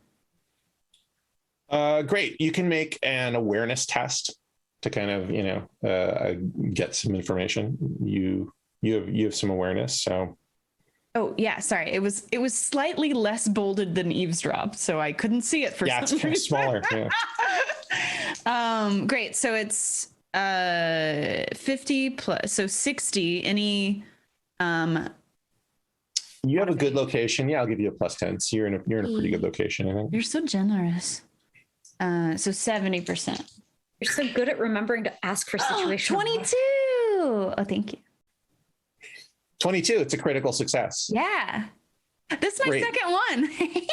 Great. So you know where, not only do you see Katerina and Ruse coming into the camp, but you see where Leve is. You see them and you know exactly their position. And of course I mean, kind of basically where they were going to, because Katerina told you all, right, when she made her warfare check, but you actually see Leve, getting in position. So, and as far as the comings and goings, you would say there's probably about maybe 20 soldiers in this camp. There are several of these camps kind of spread around the town, but this one has, maybe 20 people. And you made a critical success. What else do you want to know? I guess like how heavily armed they are. Mm-hmm. Yeah, they have spears, Okay. and it looks like gambeson, which is kind I of don't like know what that is. Okay. it's like a medieval armor. It's like a flax armor. It's like a cloth Okay. armor, really, but it's easily pretty common. shivved. Understood. It's actually pretty. It gives you quite a bit of defense. Like it's not. Yeah. It's not. It is a good armor. It's easy to repair, and a lot of general infantry people have it. There's like a couple you see down there, probably like our higher rank, that are wearing brigandine. Can I tell that someone specifically is like head honcho? Probably the two. It's like a guy and a girl that are wearing brigandine. They are probably either sergeants or some like lower level officer there in charge of this camp. And what are they doing?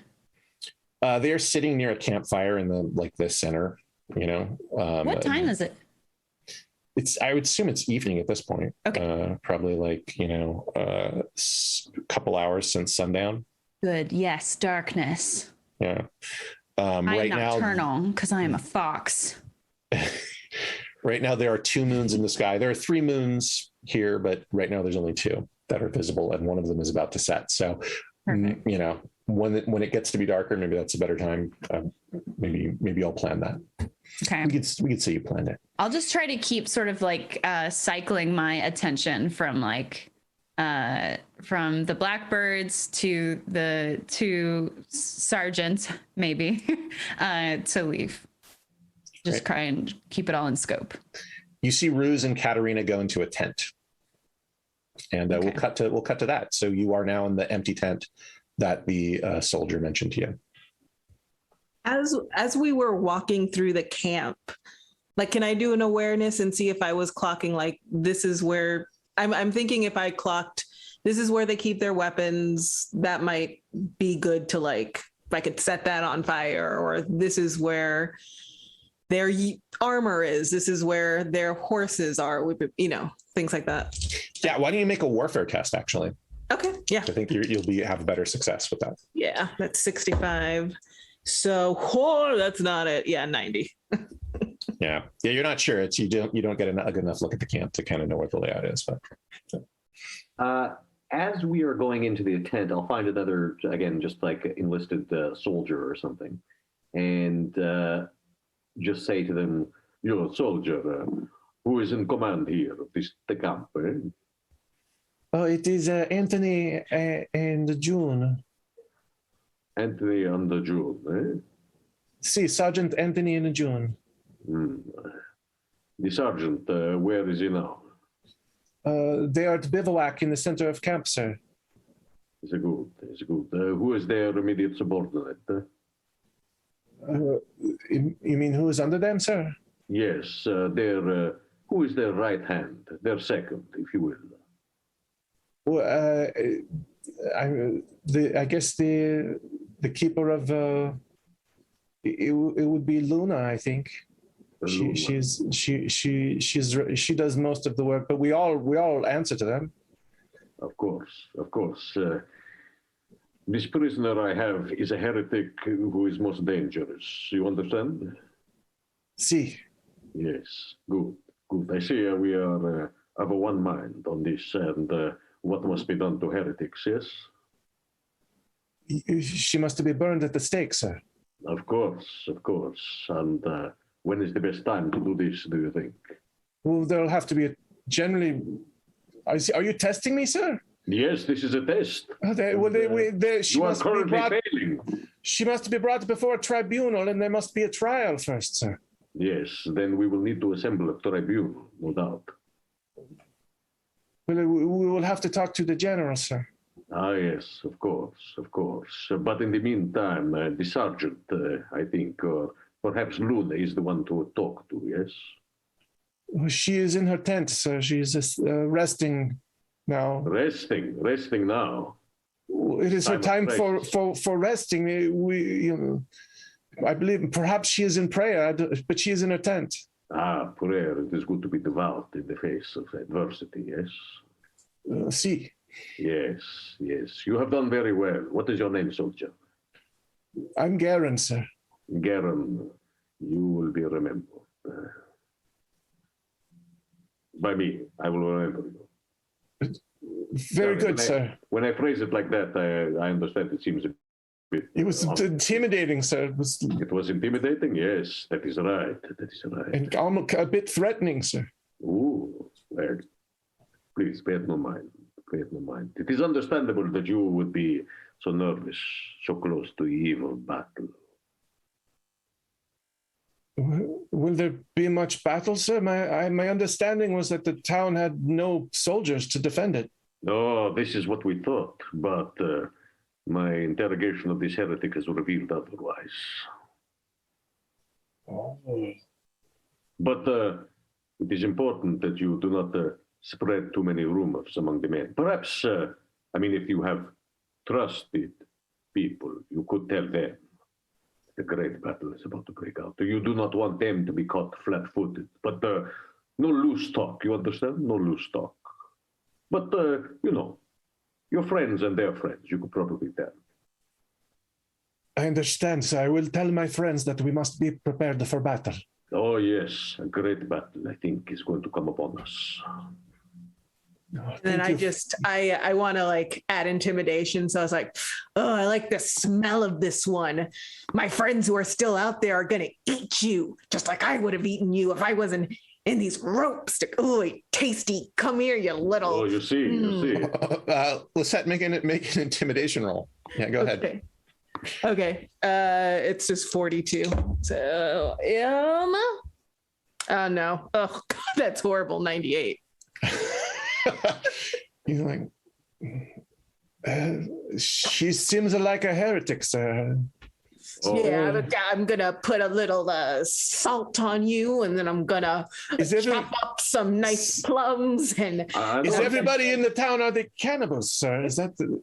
She seems a little over the top, but I assure you, you should be afraid. You should be very afraid. I'll make an intimidation roll. Okay. Now with.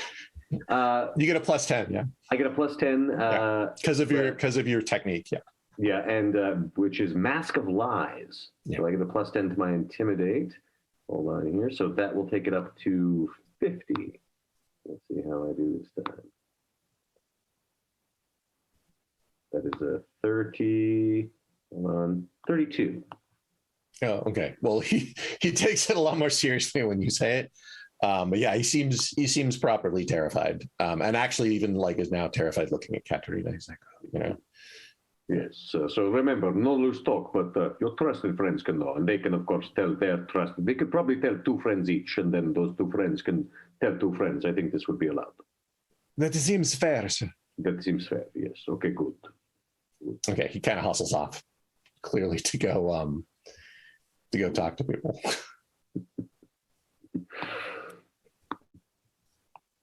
So, okay, so now that we're alone inside the tent, yes? Yes, now you are alone inside the tent, yeah. All right. Katerina, should I loose your bonds and return your weapon to you, yes? I think you are best with a weapon in your hand. Hmm? Yeah, but I already got myself loose. Well, we just kind of wrap the rope around you. So it's I know, impressive. But okay, let me have it. Okay, you have it. Okay, it's good. It's good. Yes. Yeah, and I get my long sword back and my half sword. Fully armed. Now we have put the cat among the pigeons, as it were, among the enlisted men. But do you think it is good to deal with directly with the commanders here, yes? Well, you could always use me to get close to them, saying you want them to interrogate me. Yes, but I am thinking we keep you here. I will have one of the soldiers bring this Luna, yes? The second in command, yes. And then perhaps they can be dispatched, and then perhaps we work our way up the chain a little bit. Without the commander of this camp, they will be like, how you say, the chicken who has no head. Eh? They will run about, and there will be blood squirting out of the neck stump. That sounds good. Okay. I want to go see this Luna where she is instead of having someone lure her to me. That doesn't seem heroic to me. I mean, I am going to go assassinate them. I realize that in itself, but I would like to hunt her out. Well, no, I understand, but look at it this way: you are here in this tent, and we must bring her to you, and then you may slay her in righteous and glorious combat. Yes, it will not be sneaky. You will challenge and you will fight. Oh, right. Okay. All right. Good. You like? Yeah. Okay, it's good. All right. I like this. So I'm going to try to find another enlisted man and summon Luna from her meditation or prayers or whatnot. Yeah. And while All right. I'm just waiting in here, I'm a little antsy, so I'm just like practicing with my swords. All right, you find someone who runs off, and a little while later, like a very fit but small woman comes running over, and you can tell from her attire that she's probably like a squire, like she's quite young.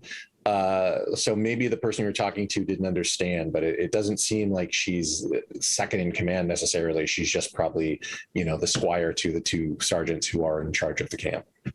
And she's kind of out of breath. And she's good, Okay. In that case, as soon as I recognize that, it's like, Luna, yes? Yes, sir.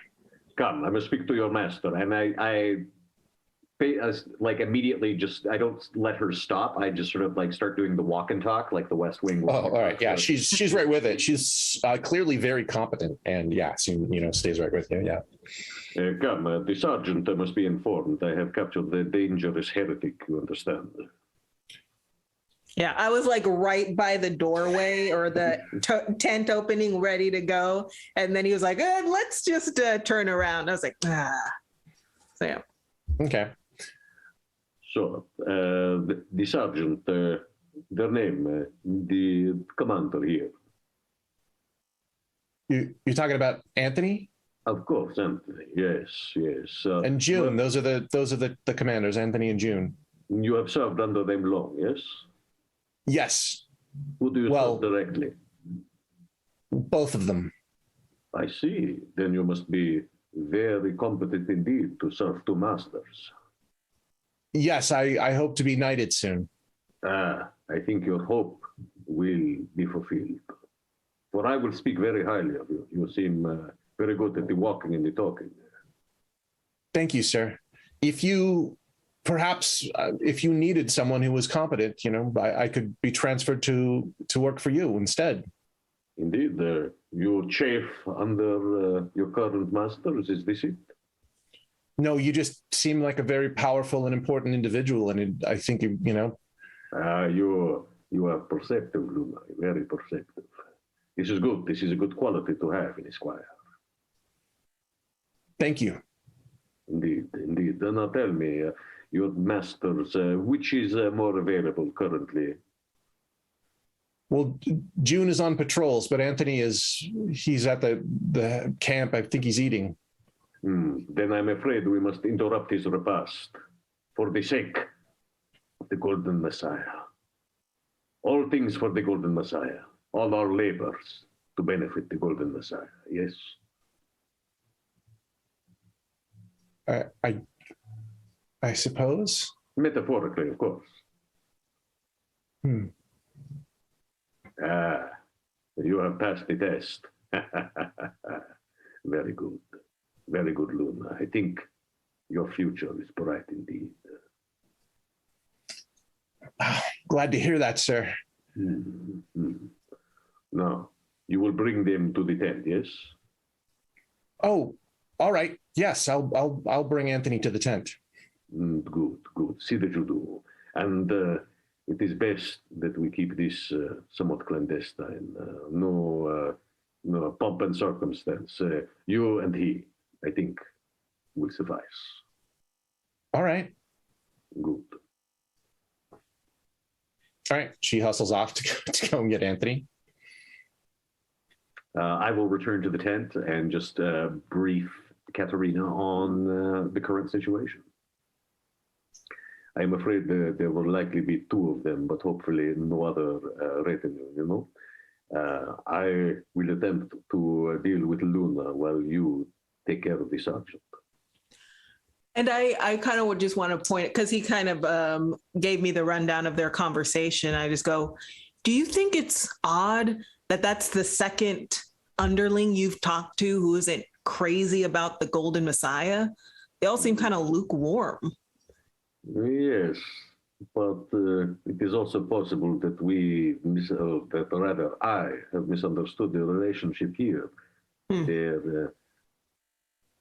I thought it would be easy enough to maybe make some praise of the Golden Messiah, but they do not seem to, as you say.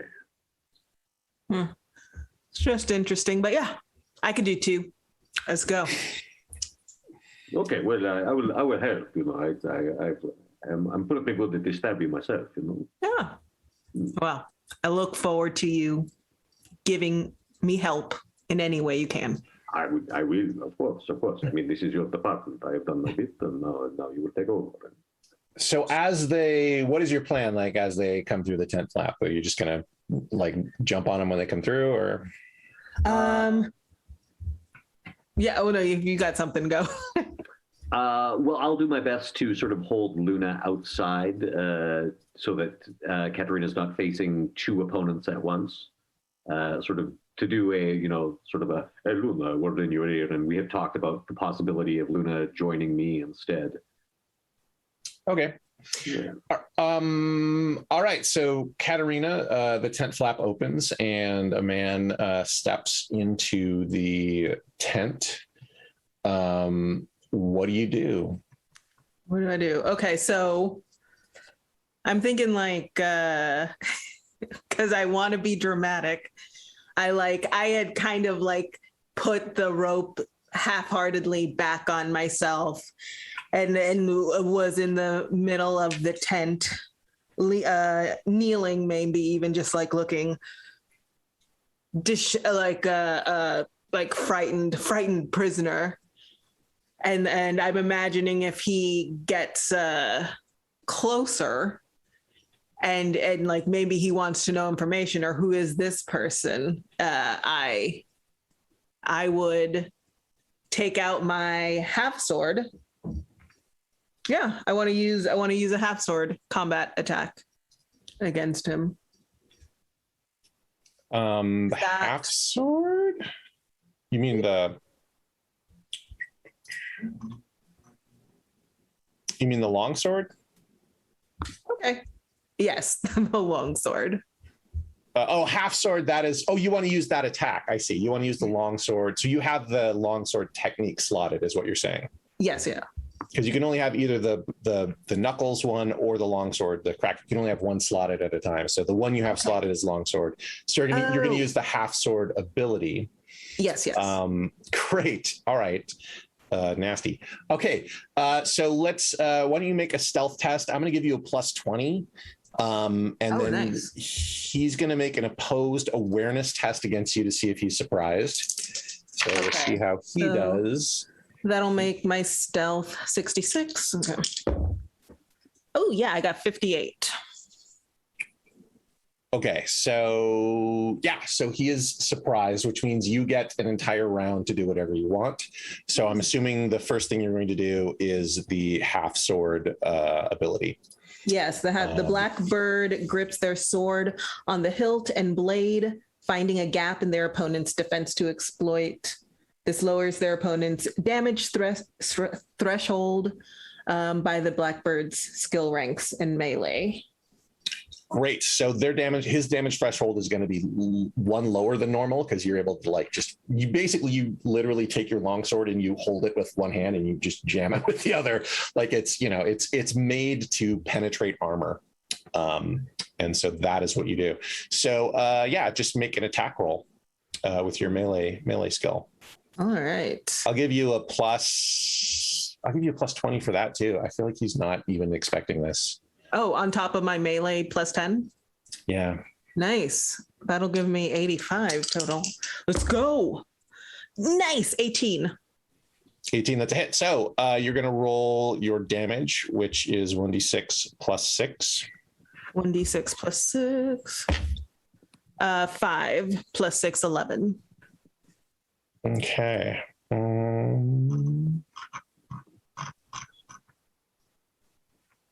All right. So yeah, you get a real, you hit him pretty hard. He's not dead, but you jammed your sword in real good. And he is, surprised as you would be. And you have 1 action point left. So you can, if you want, take another action. He can't do anything this round because it's a surprise round for him. Outside, she notices. She hears what's going on. She clocks it. Would guile be possible? Sure. Well, let's get back to that. Let's finish Katerina's last action point, and then we'll see if you can guile her out of knowing what's going on. With 1, I guess I'll do the feint action. I don't know. Would that make sense? While the Blackbird is engaged, to force the foe to overextend, dropping their guard. Not really. You might as well, because you don't really have any AP left to make another attack. So you might as well. I mean, you could also use Song of Steel and extinguish that entire ability and just kill this dude without, that's what, however your technique slot is exhausted if you do that. But it is something you always have the option to do, is I'm just going to be, right. dramatically kill someone. Right. Would it be wise to hold on to 1 action point in case I need it to defend? Is that part of the game, or can I? Normally, yes, but you're not going to need it this turn because he can't do anything. He's surprised, so he can't even react to what you're doing. So okay. Well, I could. Sorry. So what are the options of what I can do? I mean, you could make a maneuver, or I mean, probably the best thing to do would be to attack. I think is just make an attack. Okay. Yeah. With that extra AP. Okay. Yeah, I'll just do. And that is, since it's your second attack this turn, it's at -10. So this one only gets you'd still get your melee bonus, and then up. And then he's not really. I think at this point he's not really a surprise. That first attack was a +20. This one is just going to be your straight combat plus your melee, and then -10 because it's your second attack. So it would be a 55% chance to hit with this one. Got it. 55. Here we go. Yeah, 15. Okay. So roll. Go ahead and roll damage again. Okay. 2 plus 6, so 8. Okay. Yeah, that takes him down another level. And he might be injured. Roll a d6 to see if you injure him. Okay. 2 again. Okay, so no injury. All right, so Mark, Ruse, what is you want to make a guile roll to try to, what are you saying to her? Actually, I'm just looking, I think my better option might be, because I've got fellowship at 55 and I've got +10 from leadership. By using Mask of Lies, which is, I get an additional +10 for the leadership for the persona I've created. Correct. Take me up to 75. So I'm going to try a leadership. Would that be possible to use leadership? Okay, yeah. Yeah. Tell me, what do you say? She clearly hears that there is combat going on in this tent. Yeah. So what do you say? Luna, it pains me to tell you, but this has been a ruse to lure your sergeant here. We have discovered that he himself is a heretic spy. All right. Yeah, go ahead. Make your leadership roll. Okay. So I'm going on a 75. And that is 2 + 2 and 22. All right. Yeah, that's a critical success. She absolutely believes you. She's stands at attention, and she looks really serious, and you see her eyes kind of get a little bit misty. She's taking in the fact that the guy she's worked for is a traitor, and she believes it, and it's hurting her, but she's got her, she's keeping it together. I am so sorry a soldier of your caliber has had to work under the yoke of a heretic and a traitor. But do not worry, he will be dealt with most harshly. For the glory of Sigil. Indeed, for the glory of Sigil. And just sort of stand proudly like a leader. Great. So Carmilla, you probably are fully aware of all the stuff that's going on. Is there anything that you want to do at this time, or are you still just going to continue to observe? I mean, if it looks like it's going smoothly, I'm not going to interrupt them. Like, I'd probably just pull attention rather than assist in anything. Smoke bomb. Ryan says smoke bomb. I throw Skittles down on the ground. Good. Yeah. And Leve is in position. So yeah. Are we coming up on the 1 hour mark? Is it about time for me to start drawing off the foot soldiers? We are almost there. Yeah. All right. Okay. So I have not gotten a signal yet, though. Yeah. Just to review, we've got one of their commanders is out on patrol, so not in the camp. We currently have their other leader being dealt with harshly. The squire of said leaders seems to be buying my BS, and we've got rumors of an imminent attack spreading like wildfire among the enlisted men. Okay, all right. I think we're doing okay. Yeah. Great. So back to the tent with Katerina. So now you're going to roll for initiative. Oh, okay. And the way Blackbirds works, monsters just have a set initiative. So you roll, but they always have the same number. So to simplify things, for the Fate Weaver. Okay. So you're going to roll a die 10, and you're going to add your initiative. Got it. Yeah. Got it. Okay. 9 plus 6, 15. Okay, so you go first. So this time you might want to save, if you don't take him out, you might want to save some of those APs for defense. Got it. Okay, I'm gonna use my half sword ability again. Great. Good. Yeah, so go ahead and roll to hit. Great. So this would be with a melee, so 65. Yeah. Okay. Just a straight up 65. Oh, nice. 22. All right. So yeah. So you're going to do an extra damage die. That's a critical success. So you're going to roll 2d6. Cool. And he cannot parry or dodge this. He can't anyway. He doesn't have any AP, but yeah. Ooh. All right. So that is a 5 and a 4, 9 plus 6, 15. Yeah. All right. He goes down. Yeah. You jam it right into his heart, and he doesn't even like cry out, like he's dead so quickly. And yeah, as you lower him down, yeah, Katerina, I'm about to write a song about you. I don't know. Make it a bop.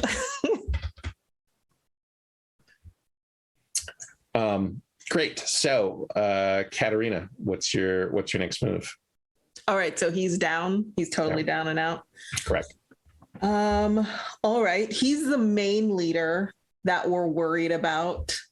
I have to say, I think Katerina feel a little bad doing anything to the nerd out there, the scholarly girl. She's just trying to move up in the world. Katerina grew up in an orphanage. She doesn't want to be cruel when she doesn't have to. She's I don't know if can like she signaled to Ruse to just send her away.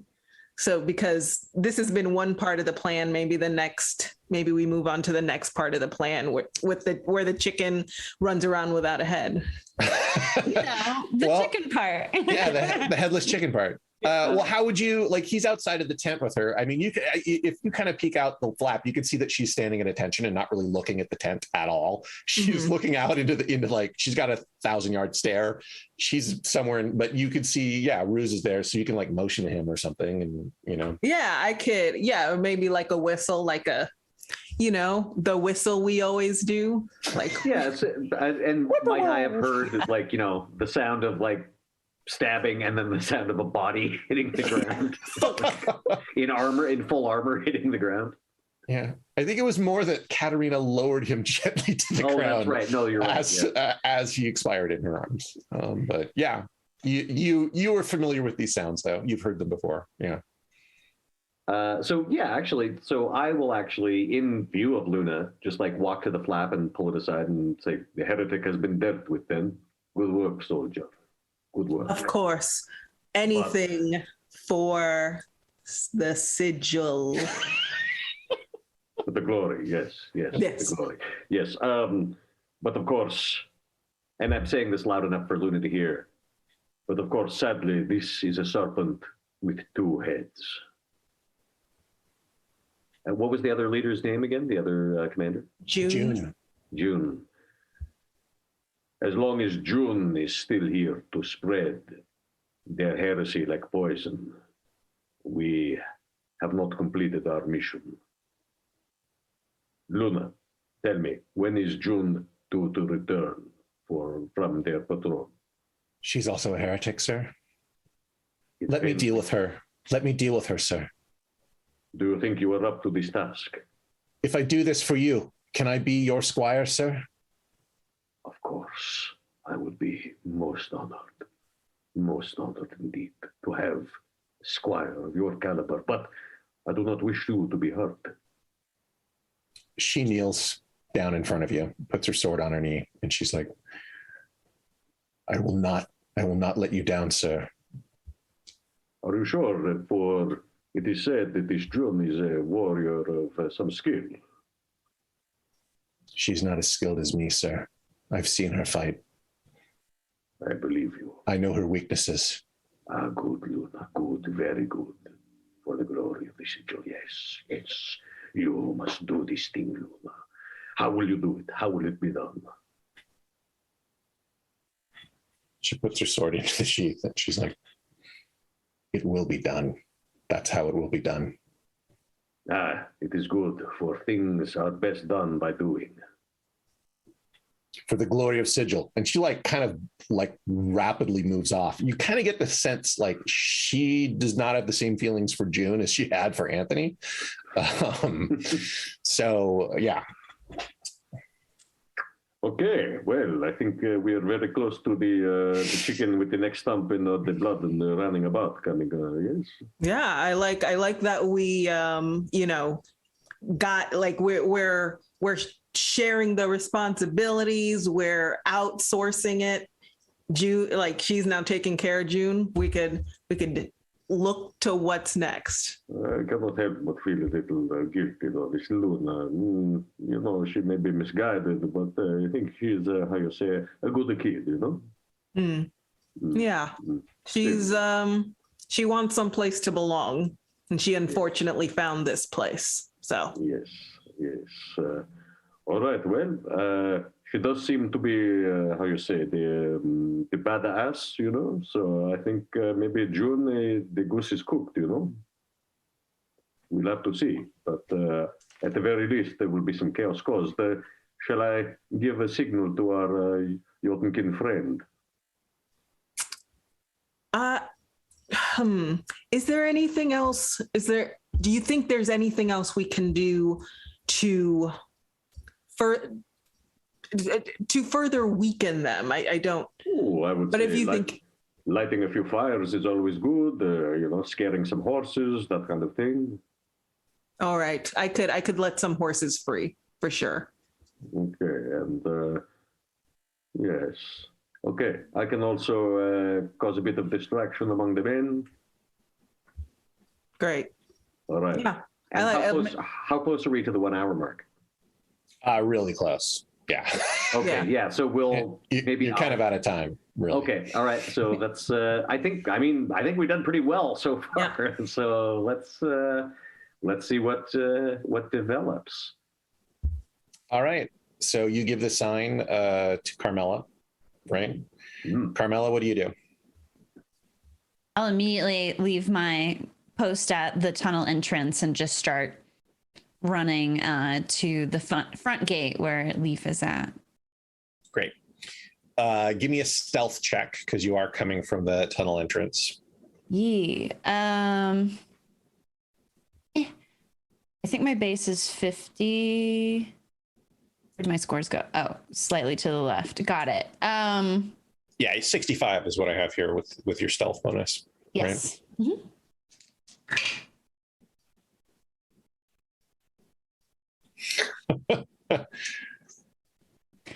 Here's the thing. I got an 88, which sounds bad, mostly because it is. Use that fate. Use it. Yeah, I don't think you can use fate actually for a critical failure. I think a critical failure is one of the times you can't. I can. Well, you can't use fortune because I have. That's right. You have the boon. You have that boon. Yeah. So I can just make it into a success. Yeah. So the die, you have the die is cast, right? So yeah, what does that do? It just once between rekindlings, the boon allows that any critical failure can be made into a success. In the case of a sublime failure, it costs 1 fortune. So for $3, I will turn it into a success. All right, but I do want to hear the story about how this almost went horribly wrong. All my Skittles fell out of my pocket. It started raining down on the encampment. No, I think it is something like that. Like in her haste to turn around, like there was something in the like opening of the thing that had come loose. Like I don't know what the entrance is like made of, but if it's like stone or something, like a stone was dislodged. And at the very last second, she like snatched her hand out and caught it and pulled it back in. But it almost went tumbling down the entire like cliffside.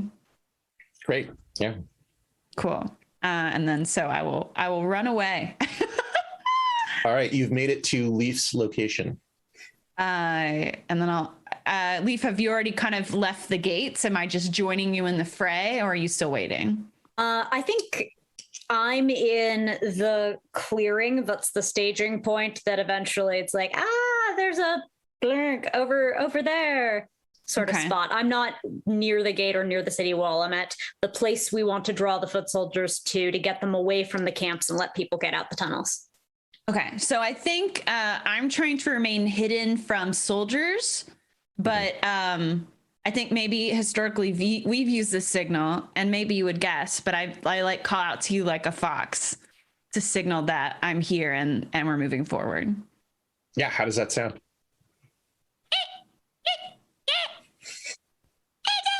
I think that's how foxes sound. I recall something about the sound of a woman screaming, but I've also heard someone make roughly that noise when imitating a fox. So yeah. Yeah, I think that's pretty accurate. I think, yeah. I think sometimes they laugh. That's a dolphin. There can be sonic overlap. Perfect. Joseph, I would like to make a folklore roll before I initiate this magical travesty. These sigilists are not in their homeland. It's not a comfy place. There's superstitions abound. What is the weird, scary Bigfoot of their folklore, of their myth, or of moreover, this local? Like, you're not even dealing with your local Bigfoot. You're dealing with someone else's Bigfoot. You're in foreign lands, the dark forest. Mm-hmm. What is that here? May I make a folklore roll to that effect? Yeah, sure. Cool. Yes. That is 32. That does good by my folklore roll. So there are stories of a creature that lives really everywhere, but it is, it is local more than other places. And it is a servant of the god Corvus, the god of death. And this creature is a harpy. And it's kind of like an angel, and its job is to, bring the souls, guide them to the afterlife. It is, it's part human, part crow. It's this, amalgam. And there are stories that sometimes, like, it will take souls before they're ready. It will snatch them and take them away to the afterlife. And that's definitely like a story that, is told in the area. Yeah. Perfect. Then I am going to use tooth and fang, tooth and claw, fin and wing to grow claws like the ends of a corvid's feet, or like a bird of prey that should be on your feet and yet are on their hands to attack. Not wings that work as wings, but the almost rotted form of what wings might have been before death. If this is a combination of human and bird, I am a Jotun. Like the canvas we are starting from is already stranger and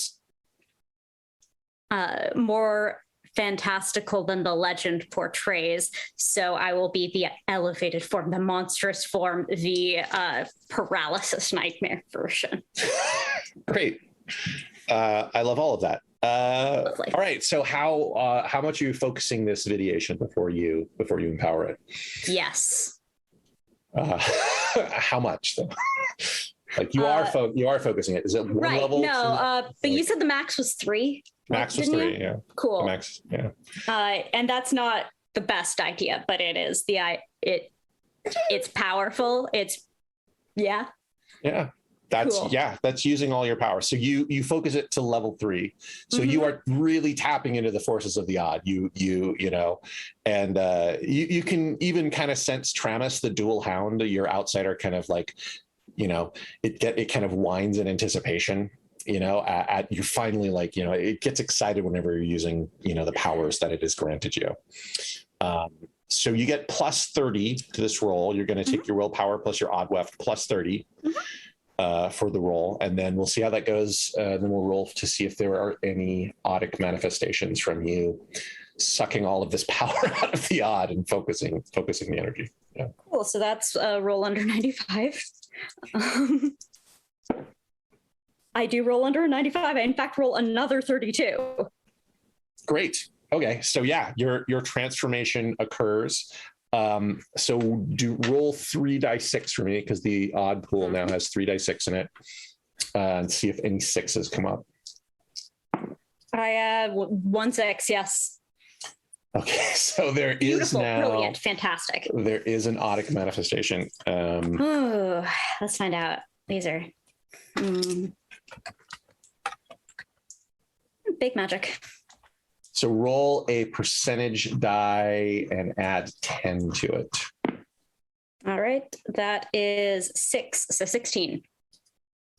All right. So there. What's it say on here? Or something that you think is cool in narrative, and just pick it off the dice. That's fine. I don't know what 16 does. I kind of want to just look at the chart. Okay, yeah. So witch's breath. So this happens to everybody. There's a sudden gust of cold wind that blows past every person, like in the area. Katerina, Ruse, Carmilla, you all feel it. The soldiers feel it. Like it kind of actually like makes what you're doing even more terrifying, actually, Leve, and animals like fly away, and everybody is just put on edge. Every skill test you make is at -10 for everybody. NPCs, you, everyone, because it touches all of you to your core. It's the raw, untrammeled odd has burst free into this area. So that is what is going on until the end of this scene. And you, Leve, transform, perhaps with the cracking of bones and the transformation into this shape. Yeah, what do you do? Perhaps from the cold, perhaps from the feeling of transformation, they throw their head back and wail and screech. The harpies screech into the night so that they can hear it at the main camp, the far camp, through the night. Yes, this is exactly the thing that all of the sigilists have been trained for, and yet they are chilled to the bone. All right, so you all hear the scream, and you see the camp is now, there's chaos. Like some people are trying to find the commanders and they cannot find them. The sergeants are gone. They're both gone. People are running up to you, Ruse, and saying, "Sir, what should we do?" There seems to be just chaos because no one knows who's in charge in this camp. So I will actually in this now, but I want to make a leadership role, but my leadership that I'm displaying is bad leadership. Like I look like I'm panicking and just going like, "Oh no, all is lost. We are abandoned. Oh, flee!" Like it's sort of Denethor in Return of the King. It's just like, "Flee, flee for your lives, flee." Great, yeah. So I think that's a guile roll. I think that's going to be a guile. Okay. That's a guile test. Yeah. Okay, hold on here. So I am. I'll eliminate my +10 for guile, right? Yes, but you get you still get a +10, I believe, for your technique, right? Oh, okay, right. So, that's right. Mask of Lies, so it cancels out. So okay, great. So I'm still at 65 then. Command virtual dice. That is a 4 followed by a 3, 43 on 65. Great. Yeah. So soldiers are panicking. People, they're not retreating properly. They're kind of just running away into the woods. Like a couple run off towards the sound. Like there are a couple, stalwart soldiers that are running towards Leve. Planning to kill the threat.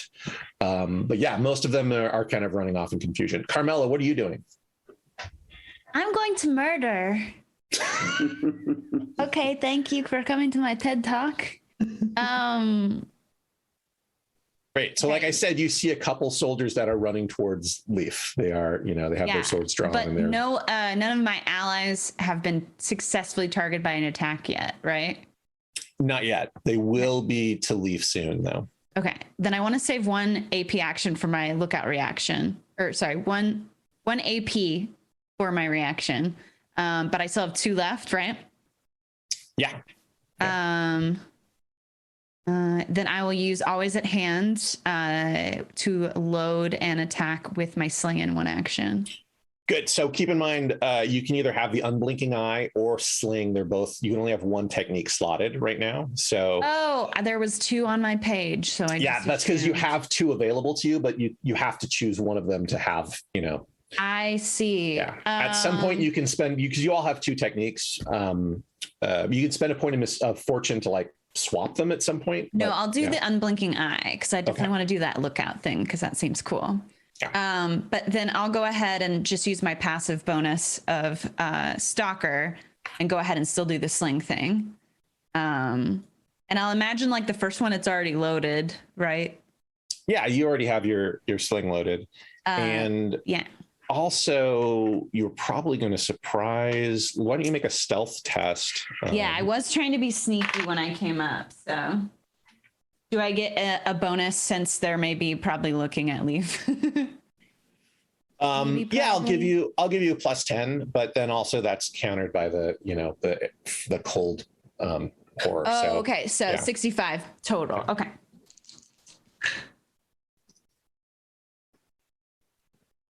$63. Wait, no. Yeah. Oh, it's just under. Oh my God. I forgot how to do math. I'm gay. And they failed their awareness. So you can go ahead and make an attack. That was so spicy. And also you have hidden blade too. So you do an extra damage die with this attack because of this hidden blade ability. Okay. And then, so although that's only a melee attack, so that doesn't count actually, because this is a ranged attack. Right? Let's pretend the word melee isn't there. How about that? Unless you want to jump out and shiv one of these guys. Oh wait, did I add the +10 from Stalker? So 55, 65, 75, 85. So it should have been 75. Well, no, that was your stealth test. So the +10 from Stalker is to your attack if you're making a ranged attack. Oh, and then, sorry, how do I calculate that?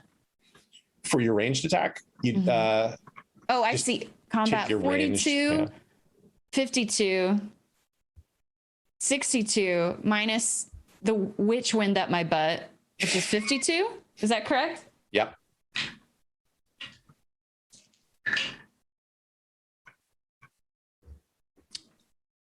Sorry, okay, I read it backwards. 29. I was like, did I get a 92 for real?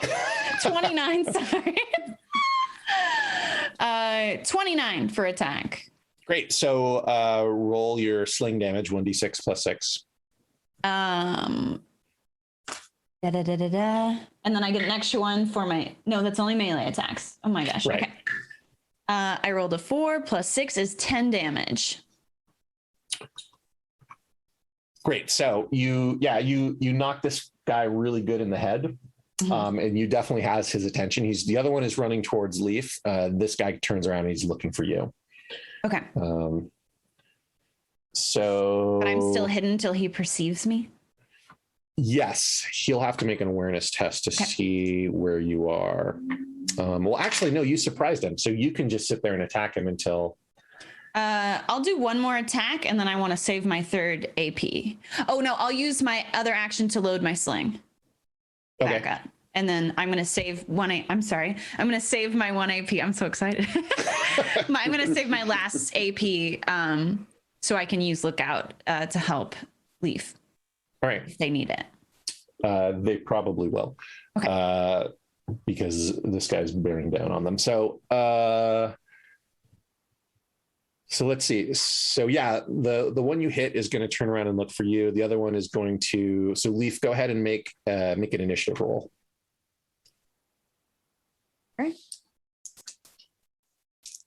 right. Remind me, because I see my initiative bonus, but remind me what D10 plus your bonus.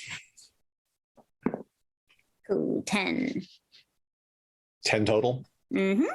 All right. This guy will go first, but you do have 3 AP, I think, left over from previously, or yeah, I haven't really done. Because at the beginning of the initiative round, if no one is surprised, you have like an opening round, and you start off that round with 3 AP, so you can like react to stuff, and then it refreshes at the beginning of your turn. But anyway, then Sam probably doesn't need my Lookout reaction, right? Because that just grants a bonus AP, right? Will they get to keep it on their turn? No, you lose all your AP at the beginning of your turn, and you get 3 more back. Okay, so they don't need my Lookout. It's fine. Do I need it mechanically? Who cares? I need it emotional. Okay, yeah, thank you. That makes me feel better. I mean, depends on how many times, I guess, how many times they get attacked. Well, let's see. So, well, actually, it might end up being relevant, one, because of the attacks, and also because they're charging or making a run up toward me, right? Oh, that's right. You get a reaction because you're a Jotunkin. So you get a reaction attack as they come within range of you, because you have a dagger. So I need these AP, Carmilla. It's like a Jotunkin dagger, so it's I mean, but I have my claws now. Oh, that's right. You have those claws. I can't hold other weapons when I am the weapons. Great. So go ahead and roll to hit. Right. And I think you get to use Odd Weft instead of, right? I do. Yes. Yeah, that's pretty awesome. Good spell. That is, let's see, -10. So a 49 should still do the trick, I believe. Yeah, because my willpower is 55 +10 -10. Cool. All right. roll your damage. Is there a base damage? Well, you get to add your willpower bonus to this. So it's a D6 plus your willpower bonus. So that's good. Cool. And then plus another one for being Jotunkin. Plus, that's right. So 2D6 plus another one for the claws. Do they add an extra one? Oh, yeah. Yeah. Yeah. So that's 3 it also has the six. vicious quality. I don't know what that does, but it doesn't sound nice. That means you're more likely to cause injury. So Cool. if you do get to a point where injury will get caused, then you're more likely to cause it. All right. 5 plus 5 plus 3 plus 4, 17. That's pretty bad. Not quite enough to get to injury, but yeah, you that's a solid hit. So you spend 1 AP doing that. Mm-hmm. You have 2 left. Yeah, where's he at? Yeah, he's hurt. He's hurt pretty bad. All right. He's going to try to strike you with his long sword.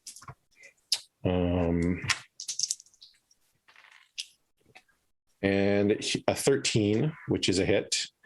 So you can spend an AP. Oh yeah. I want to do my lookout reaction. All right. So basically, I spend my last AP to just be like, look out, Leif, look out. And then you get 1 bonus AP specifically to parry or dodge attacks. And I do get to use claws to parry for the spell. You can use your odd weft skill to parry. Yeah. I helped. Straight up, yes. Yeah.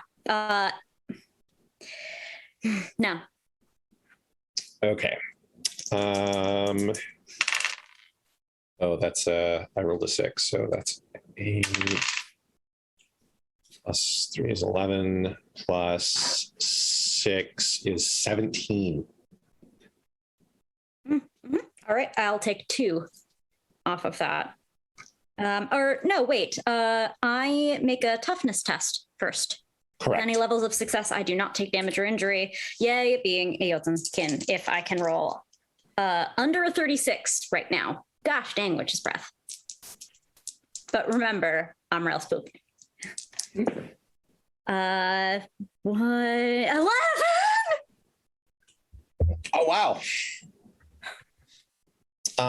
Crit toughness. Yeah. So so you don't like catch the blade, but I don't know what amazing thing happens where this blade does not touch you. Yeah. So this guy's come running up at me and I swiped my claws and raked across his ribs, but he still tries to thrust upward with the blade. I catch his arm in my other claw and lift him and toss him. Yeah, and he makes his peril test, so he's for whatever reason he's still holding it together. This guy went through some serious training, I guess, because I rolled a 19. So he's holding it together. He's still planning on attacking you even after all this. Maybe he gave up a long time ago.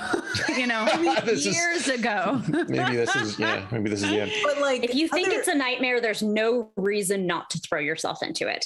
You'll wake up. He'll wake up. He'll wake up. Yeah. Well, once again, this is kind of what they're trained to do, is to destroy supernatural threats. So that's, their whole He's thing. welcome to try. I have identified as a threat for a very long time. My day has come. Question. Yeah. Can we assist Leve? Are we able to get to them? Yeah, I was just going to ask Katerina what her plan was too, because she hasn't done anything well. Oh, right. Yeah, well, as everyone was rushing out of the camp, I think Katerina definitely, there were probably some fires around the camp. So she probably just would grab a log, find a tent, throw it into the tent just to to up the chaos and the fear everyone felt with that, cold air anyway. I think,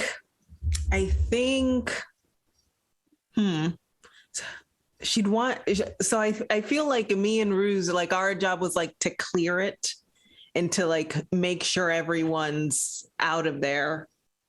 And maybe that's already happened. It pretty much is. The camp, the camp is cleared. Like I'm assuming like the fire has helped and stuff, but the right now the only real threat are these, these two, I guess, stalwart soldiers that are like, we're gonna, try to make a name for ourselves. You know what I mean? Yeah. Then definitely I am running to like help. To help Leve. Yeah. If I'm seeing, oh wow, there are some people who actually wanted to fight and not run away. Okay. Well, good. I still got some fight in me. Good. So if you want, either of you can spend 2 AP to get to the place where the closest, I'm going to say the closest you can get is to the one who got hit with a stone. And then next you'll have an AP left. If you want to spend all 3 of your AP, you can get to where Leve is, but you will have spent all of your AP. So you can either spend 2 AP to get to the one that's closer, the one that's looking for Carmilla, or you can spend 3 AP and get all the way to Leve. So whatever you all want to do. I'll get to the one who's closer, spend 2 to get to the one who's closer. Mm-hmm. And then I'll just like to do a melee attack on them. Great. Yeah, make a roll. Yeah. All right. So this would be, because of the -10, it would just be a flat 55. Let's go. Oh yeah, 48. 48, and with the -10, so yeah, so cool. So that's a hit. So roll your damage. Cool. 2 + 6, 8. All right, so it's a bit more. Go ahead and roll an injury die. Oh, what's that? Just a d6, and if it comes up a 6, then okay. 3. No. And then Ruse, what are you doing? I think the folks, we've got all 3 of my compatriots on these 2 soldiers, essentially. So I think they have that situation more or less in hand. I'm actually casting about looking for Luna. Yeah. Okay. Well, she actually has found you. As you look up to find her, she's coming towards you, and she's wiping blood off of her sword, and she looks very proud. It is done, is it? Yes, sir. And she kneels down in front of you. Indeed. Luna, you have done very well. Very well indeed. Sir, what was that sound that I heard, and why is it so cold? Is this because of the heretics? Yes, I am afraid they have betrayed us to the forces of supernatural darkness. Luna, you must go. You must save yourself. No, sir, I'm going to stay here and protect you. I'm going to stay by your side. You are a good soldier, Luna. But your fate does not lie here.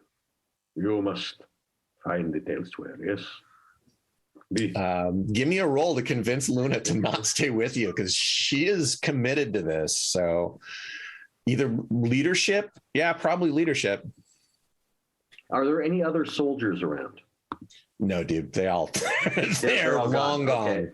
You cleared this place out. So if I go leadership, I would be at 75 minus 10.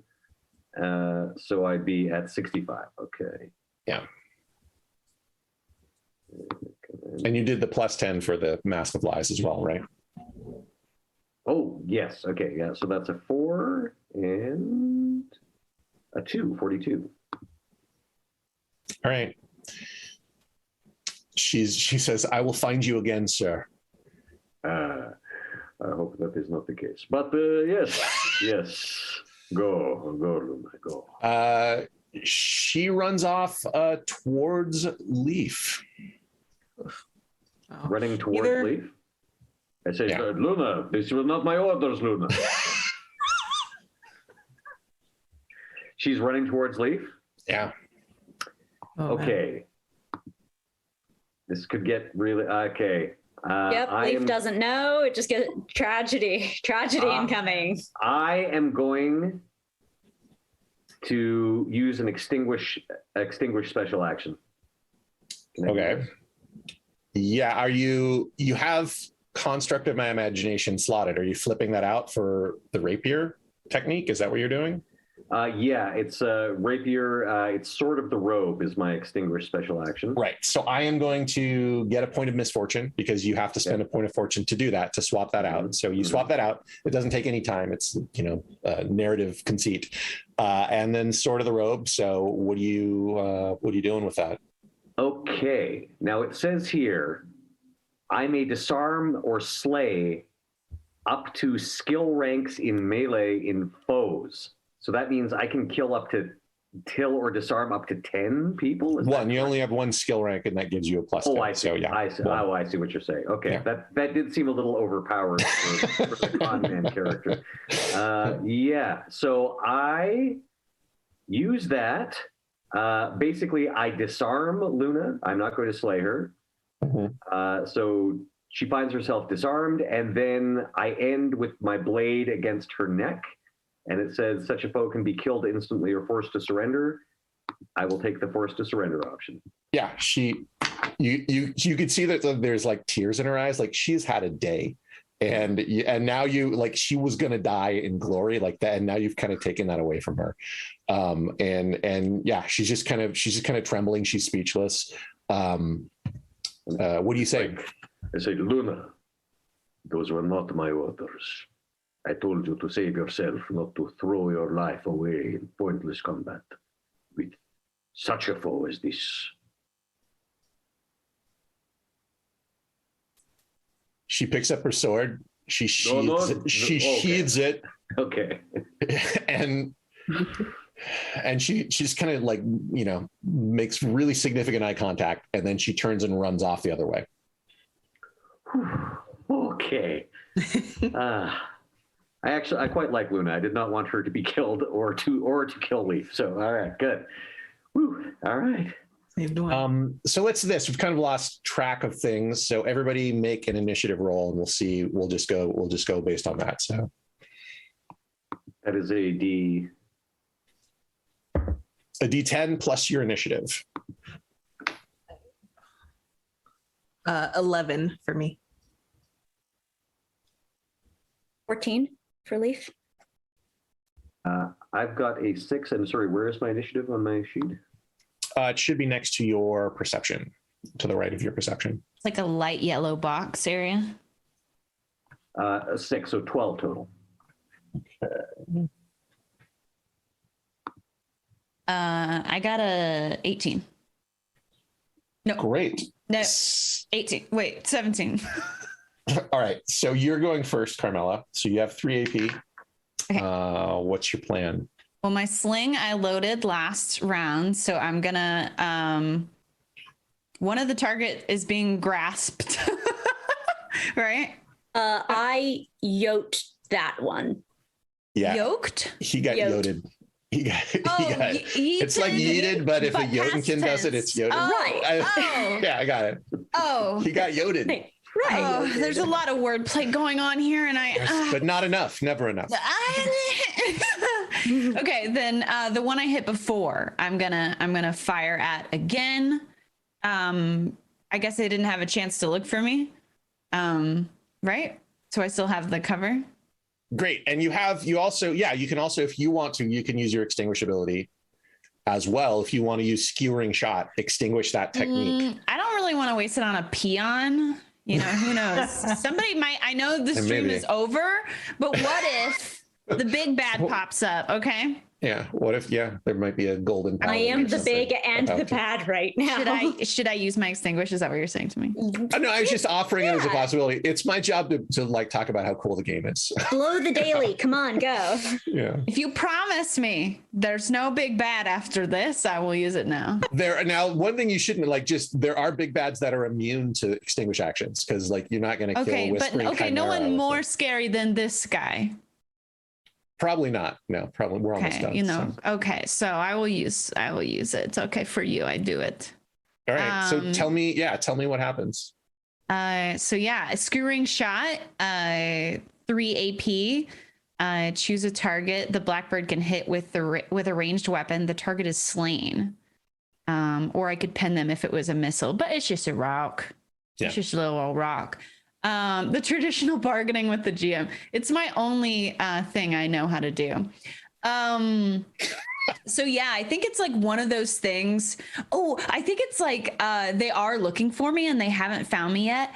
And there's the moment where their eyes adjust and like my figure becomes visible within like the shadow and the space. And in that moment of perception, I shoot like a small stone directly through their eye, and it goes out the back of their skull.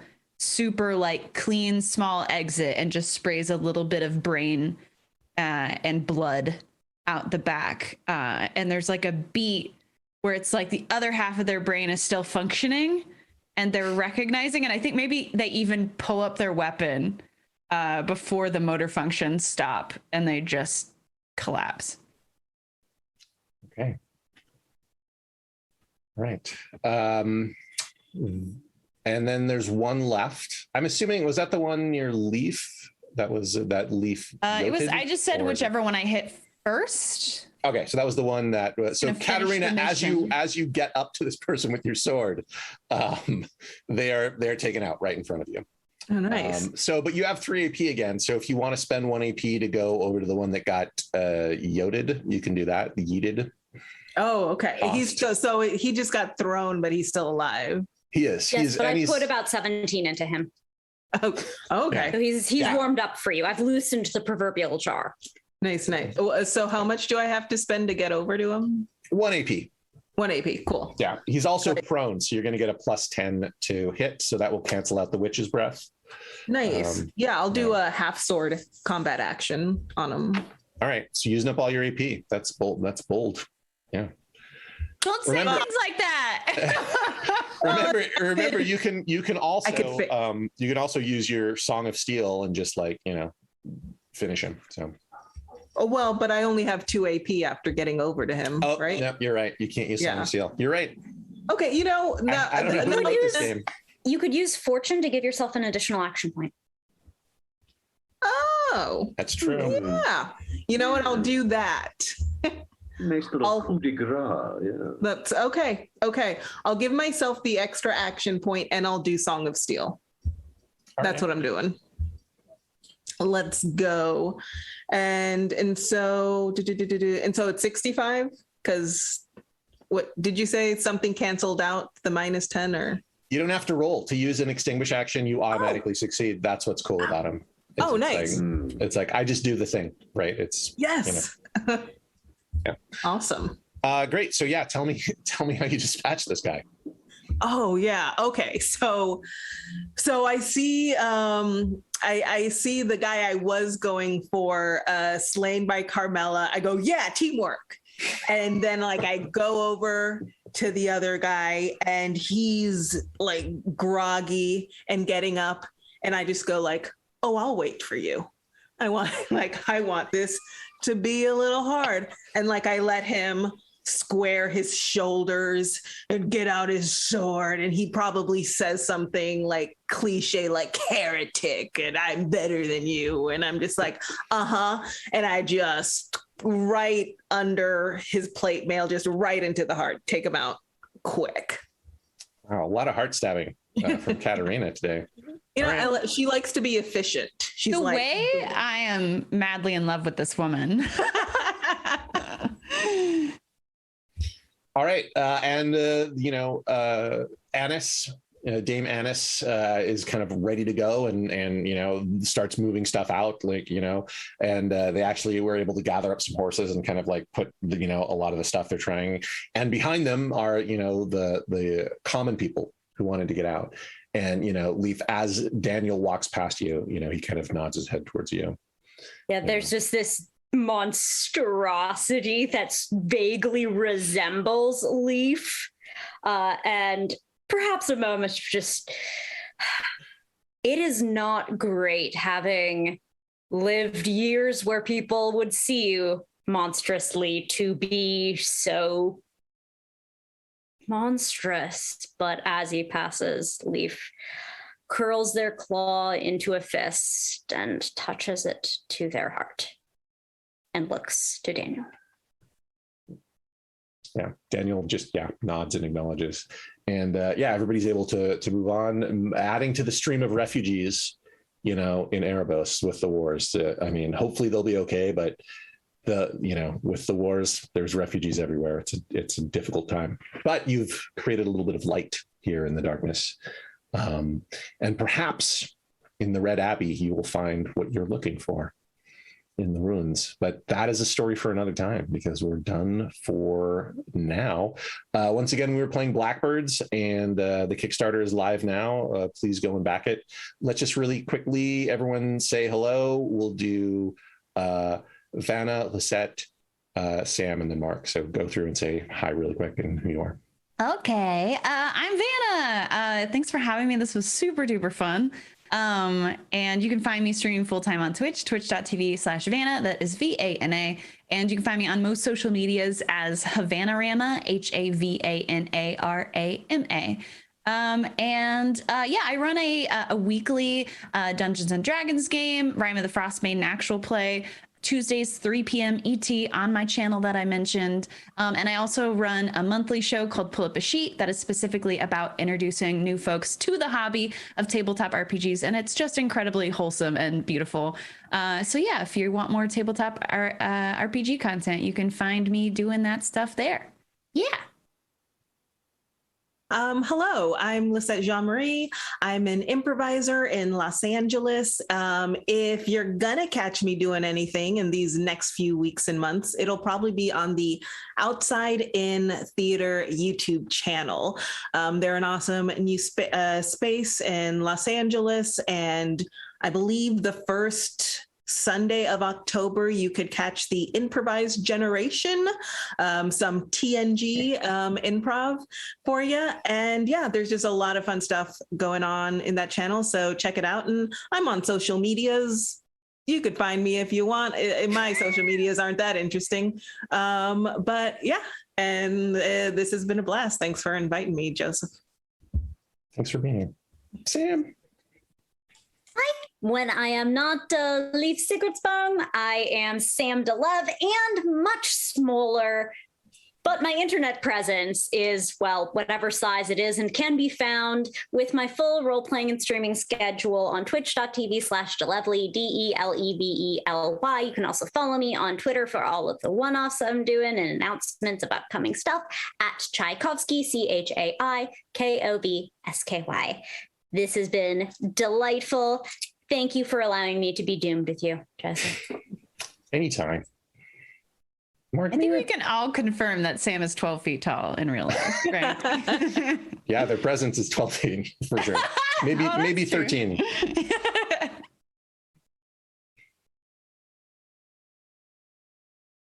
Mark Meer. Oh, me. Hello. With me. Hello. I am Mark Meer. You can find me on the Twitter, and I'm also on Instagram, and I'm available on Cameo for all your Mass Effect catchphrase related needs. But if you want to watch me do some role playing or listen, you can listen to Stitch of Fate, a podcast by night, which is a Vampire the Masquerade actual play podcast, available wherever you find your podcasts on all the major platforms. And you can also watch me every Thursday on the official Dungeons and Dragons Twitch and YouTube channels in the Black Dice Society, where I play Brother Uriah Macabre, Cleric of the Grave and Worshipper of Ezra, Lady of the Mists, and also the iconic Lich and Lord of Darkon, Aslan Rex. Cool. Great. Thanks all of you for doing this. And it was a lot of fun. And I hope everybody has a good Gen Con. And I think plug that's yourself, Joseph. Oh, right. I'm Joseph Limbaugh. I'm at Overdroid. You can also go to postcardgames.com. That's I make games on postcards. And I did a lot of writing on Blackbirds. I'm really proud of this. We worked really hard on this game. So please back it, even if it's just at the PDF level, it's some dark, delicious darkness. I hope everybody enjoys it. May fate be with you. And always Also with you. with you.